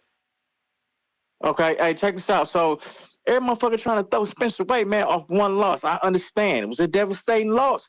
But remember when Hearns and Leonard first fought, they first fight. Leonard washed Hearns the same way, stopped him. Remember that? Caught him on the ropes and stopped him. And Hearns down there fell through the ropes. Boom, right? Didn't throw him away. Hearns came back, had a nice little fight with Hagler, even though he lost. Came back, moved all the way up to light heavyweight, if I ain't mistaken, or whatever. And remember, he fought Iran Barkley. Got stopped by Iran Barkley. Nobody still threw him away. So no, he's just sitting right there. But my thing is this. I soaked it in. I feel a little better now. You know what I mean? My boy got washed. I feel a little better now. Earl problem is he can't fuck with the boxers, man. He can't fuck with the motherfuckers that got that move them feet, they got them angles. You know what I mean? Move that head. Think about it. Porter came forward. Kell Brook came forward. Who else came forward that he had a fucking fight with? Shit. Every motherfucker stood in front of him. Everybody stood in front of him, man. So nobody moved like Crawford. And I think that's what shut him down. You know what I mean? We was looking for the Spence from those fights, but think about it. Everybody stood in front of him. Everybody stood in front of him. Now, Spence need to move up to 54, fuck 47. So he don't need to fight no Boots. He don't need to fight no Thurman. None of that shit. Them niggas at 47, man. Move up to 54. Fuck with the motherfuckers at 54. Whoever at 54, fuck with them. You know what I mean? When Crawford decided to move his ass up to 54, then get at him. So that's saying in the meantime, between time, that's all Spence tune-up fights right there. That's all the skills Spence can work on right there. Work on getting it because he didn't get that head off the line. I just watched that shit earlier today. He sure didn't have that head off the motherfucking line, man. And Crawford jab was airing his ass out. I'm gone. Holla at you. Nah, you still got another one. Oh, another one. But yeah, yeah, he work on that shit, dog. Work on. Wait, hold on. Let me backtrack a little bit. Derrick James, good motherfucker trainer, and he need to take notes from motherfucking what's big dude name? Bomac. He Bomac. need to take notes from Bomac. Yeah, he need to take notes from Bomac, man. He can't do it by himself. He need to build a team. Just like so I respect Bomac on that. That motherfucker got a team. You know what I'm saying? Every motherfucker got something that they focus on in the training camp. And you ain't trying to do every fucking thing. You can't, man. Different eyes see different shit. So yeah, don't get rid of Derrick James. Hell no. But you need to build a team. He need to build a team. He need to build a team. He need to build a team for motherfuckers. Certain motherfuckers work on certain shit with him. Other than that, Spence my guy, man. You know what I'm saying? But if he gonna get back with Bud, he definitely got to turn it up, man. He definitely got to get the motherfucking feet to moving. Got to move that goddamn head, and he definitely got to tighten up on that defense a little bit more with Bud, because Bud is a boxer, bro. The rest of them niggas, they standing for hell yeah. Move up to 54. I think he'll watch Tim Zoo. I ain't lying. Tim Zoo stand there. Tim Zoo don't move around that much either. So that's right up. That's right up Spence alley. A boxer, Bud Crawford? Nah. Yeah, he would have lost to him. And he'll lose to him at 54. And I hate to say it, he'll lose to him at 54 if he don't tighten that shit up.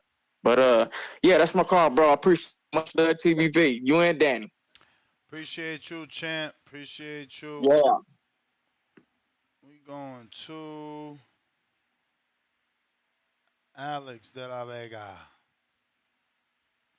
If you're watching this on YouTube, don't forget to smash that thumbs up. And if you haven't subscribed, go ahead and do so. It's absolutely free. I'm trying to get to that next goal of 178,000.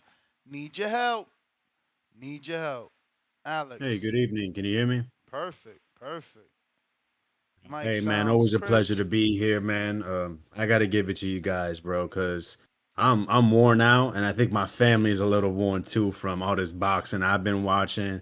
Having like my son, I'm gonna miss him, man. I just brought him back to his mom, but he's been watching as well. So I got to give it to you guys because it ain't as easy as people think, man. But yeah, man, when it comes to Errol Spence, I'm not a doctor. I can't say if there's any neurological issues or I'm not a nutritionist. I don't help people with weight management. I don't know if he looked dried out as much as others may say. I think he looked actually pretty good. I thought that first round he looked comfortable. He looked like the Errol Spence that I've been seeing. LV he had really good points on both his calls. When he came back and beat Danny, most people said, "Man, he's basically the same. He's still this. He's still that dude." Like you said, no one did that to Danny, and Danny fought some pretty good boxers. Sean Porter, Keith Thurman and stuff like that. Champion at 140 unified, and like I said, Errol Spence dominated him. In a fight in his first fight back after being a long layoff, comes off another long layoff, more injuries. Destroys Ugas's face. We wasn't saying that back then. And that was off a long layoff. So I don't want to make I just don't like excuses, man. So I understand if you were rocking with Errol, or if you expected a better fight, but really what it was is that we saw what Terence Crawford is. If you I was a little late to the party, I must admit, but that was true greatness in his biggest fight, his biggest moment in front of the world's eyes. We truly saw how great of a fighter Terence Crawford is. And man, I think we all wanted a back and forth battle, but this truly was something that we can appreciate as well. After the fight, my son looked at me. He said, "Dad," he's like, "for the first time, like I really have a strong desire to keep watching boxing." Normally he likes to go to the events. Ness, you met him. He's really excited to always be there. Not a big into watching TV, into watching the fights, but he told me, I definitely want to see more. I want to learn more. So that was really cool, man. I'm really excited about that. But Errol, I don't want to see him retire. I think he has more in him. I think he's gonna want to prove it too. I mean, that beating he took. I mean, he never once looked at the corner. Never, he always was answering the referee. When they asked him questions, he wants to be. Then I think that shows what true competitor he is. I think some options are if Mendoza doesn't fight Fondora, the rematch. I think that'll be a good one. Or the winner of that rematch, LV, another great two suggestions. Brian Castano, maybe he can get a fight in between. Maybe in Argentina, come back, or Jose Benavides Jr., a little bit of a name. We know that they had a sparring session that Errol spoke on, and his dad, his family, they bring a lot of energy, so that could be a nice event in Texas. And how about the Danny Garcia versus Edislati Lotto winner? I know that it'd be at a 160 strap, but he has beat Danny before. Lotta's aging, he's not moving as much, and it's an opportunity to grab that title. Now that 154 is all tied up with Jermell Charlo moving up to fight Canelo Alvarez. Man, I just don't want that rematch immediate. Hey, if they collide again, they do, but just not immediate. Errol, want to see you get back in there in the win column. And man, boxing, we're in a really good place. I think. Champ, that was the bell. Big boss, Nino. Yo, Ness, Danny, you can hear me? Yes. Yeah, my bad. I'm outside with my dog, so if you hear the air and shit, that's that. But like I said earlier, man, with this retirement talk and whatnot, I've been hearing that all day from people on Twitter and whatnot, man. Just because he, like everybody else been saying, he got beat up pretty bad in there. But I come here, Bendo. But I ain't gonna say he need to retire though. You feel me? Cause shit, if Arturo Gotti could get beat up like that by Floyd and win a title right after, nigga, anybody could do anything when it come to boxing. So that's how I look at it. But I've been hearing excuses from the Spence fans. I can't even celebrate how I want to, for real, because every time I say something to a nigga, they coming back with some foolishness. Like today, I've been hearing about Terence Crawford gloves, been hearing this nigga Errol Spence weight drain, been niggas talking about his voice and shit, sending me voice videos, how his voice sounded before the accident, after. Come here, Bando. And niggas just like they talking about Derrick James ain't no good trainer. He need a new team.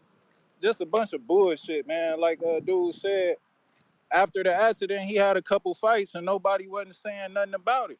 You know what I'm saying? Like that's just how I look at it. Like if everybody wanted to be a doctor and shit, they was like, oh, he was weight drain. You seen him before the fight? He looked high and all this. And nigga, I looked at it.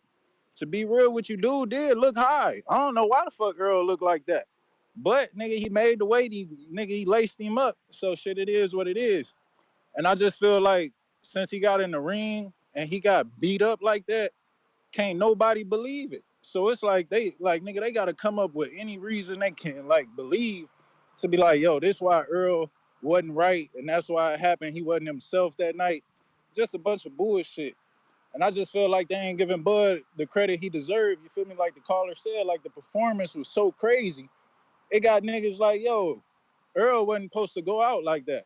And I felt the same type of way, not just because of the skill set, but just because I had so much respect for Earl. You feel me? He always walking niggas down. But he ain't never dealt with nobody like Crawford at all. You feel me? And I think that was the problem he ran into. And he ain't never had to switch up no game plan with nobody. Cause shit, he always got to the mission. He gonna pressure you, hit you with the jab, break down your body, hit you with power shots and shit. That's just how he go. And like Tarver said, he ain't never had to switch his shit up. He ain't never had to fight off the back foot or nothing like that. You feel me? You know how he coming every time. And that's just how he rock. And I don't see the problem because he was winning and shit, knocking niggas down, racking up all these belts. His coach winning trainer of the year. Everybody loved him. He the pay-per-view star. And now that he ain't got beat, everybody trying to trash him and shit. That's the only thing I don't like about it. But for Errol Spence, man, I seen on his Instagram, he talking about he tagged Terence and shit. He said 154, he want to run it back. Like I said earlier, he need to stay away from Bud. But that's the biggest money fight out there for him. So I don't blame him. Go up there, get beat up again, and then shit after that. If he don't get beat up too bad, Tim Tszyu will probably have his strap by then. And shit, fight one of them champions or something. I don't think 154 too crazy where everybody acting like Earl can't survive up there or something. And he need tune-ups and all that. I'm hearing terrible names. You see him? Like they acting like he a bottom of the barrel nigga. I don't think he got to get in there with like no number 15, number 12 ranked nigga. You know what I'm saying? But I think he could hold his own still after that. I just think Bud got his number, like I said earlier. You know what I'm saying? There ain't nothing wrong with that. But that's all I got, man. Y'all hit that like and subscribe, bud. All right, Nino, we going to Ortiz counterpunch.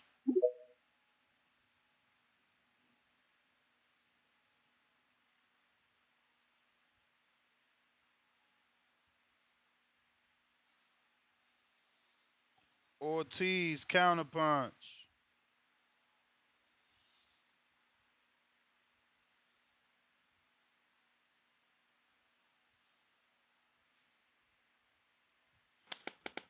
Ortiz.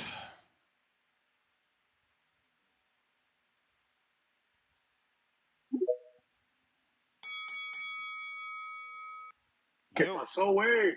¿Me What's oyes? I hear you, I hear you. Esto te habla de boxeo. Yo, What's so, up, brother?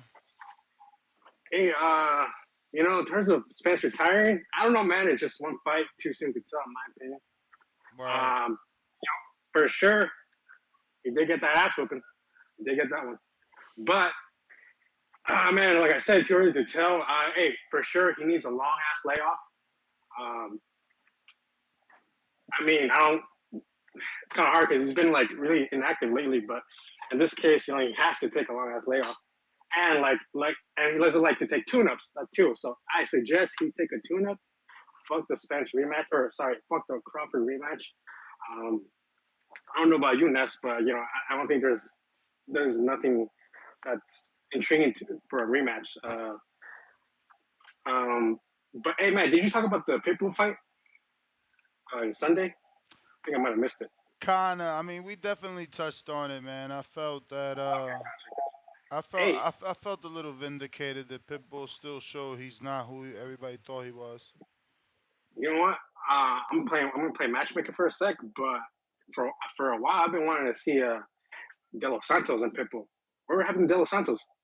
He just knocked out He just beat he just knocked out Adorno, Valenzuela. right? Wasn't his last fight Venezuela? No, wasn't his last fight Adorno? No, it was Jose Valenzuela.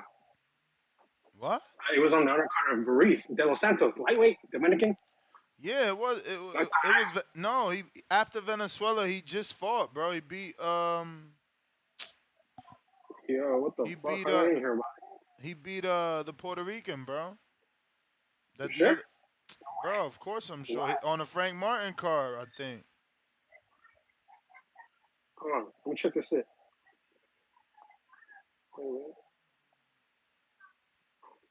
Ryan, nice. Bro, check his box rack, bro. I'm gonna check that later. But anyways, yeah, I want to see that fight. I mean, yeah, like there's other names at lightweight, but since those are on the PBC side, that's like easy to make. I don't know why that hasn't happened. But yeah, anyways, talking about let's get back to the Crawford shit. Um, I don't want to see the Thurman fight. I know Thurman just called out Crawford, but come on, bro, like he's got to get a win, like a solid win, at least someone welterweight now. Um, oh shit, you're right, Ness. Jose Ardona. Oh shit, yeah, I missed that. What the fuck? Yeah, but anyways, um, yeah, I don't want to see that Thurman fight. I mean, the only thing that made sense to me was the Charlo fight. That's what I I think that's the wanted. only time it made sense.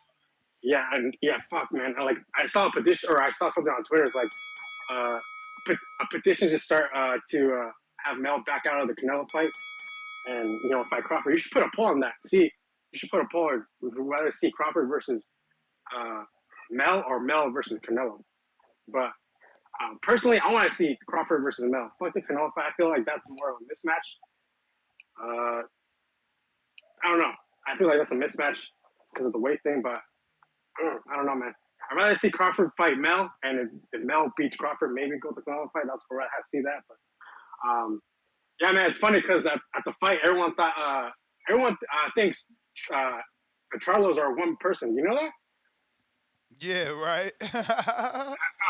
Like, well, I saw one thing on Twitter saying how Mel gonna get slapped by Plant and show up on the Showtime broadcast like that. Yeah, I think that's kind of funny. But hey, yeah, man, that's the only fight that made sense to me was Crawford and Charlo. Hopefully, that can still happen. I don't want to see Crawford really kick out the guys at 154. I think that's just too much weight for him. I don't really, to be honest, to be with you, I don't think Charlo is a big 154. He don't look that big. I mean, he's tall, but he's not like thick. He's really skinny. So I thought maybe that was a good matchmaking for Crawford. I feel like Zoo, he's a big boy. Mendoza, if anything, I want to see Zoo and Mendoza go at it at 154. I think that's a good matchmaking. But yeah, in terms of Stephen A, man, that dude is just a casual. Yeah, I don't think he should retire. For sure, take a long layoff. Come back with the tune-up and see where you're at. And about Derrick James, I don't think he's a bad trainer. He's proven himself. He got Errol Spence to a title, a unified champion, male, undisputed.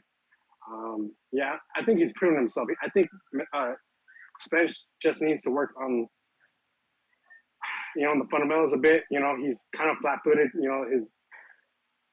His style was going to be hard to beat for Crawford's style. It's just that simple. Crawford just has that weird style. Switch.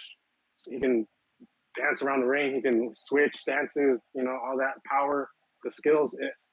I think it was just weak. You know what I mean? Like a bad style for Spence, basically, like the way I can say it. But yeah, man, I just want to end it right there. That's my call, and yeah, thanks for having me on the show. All right, bro. Appreciate you. Adrian. Oh, yep.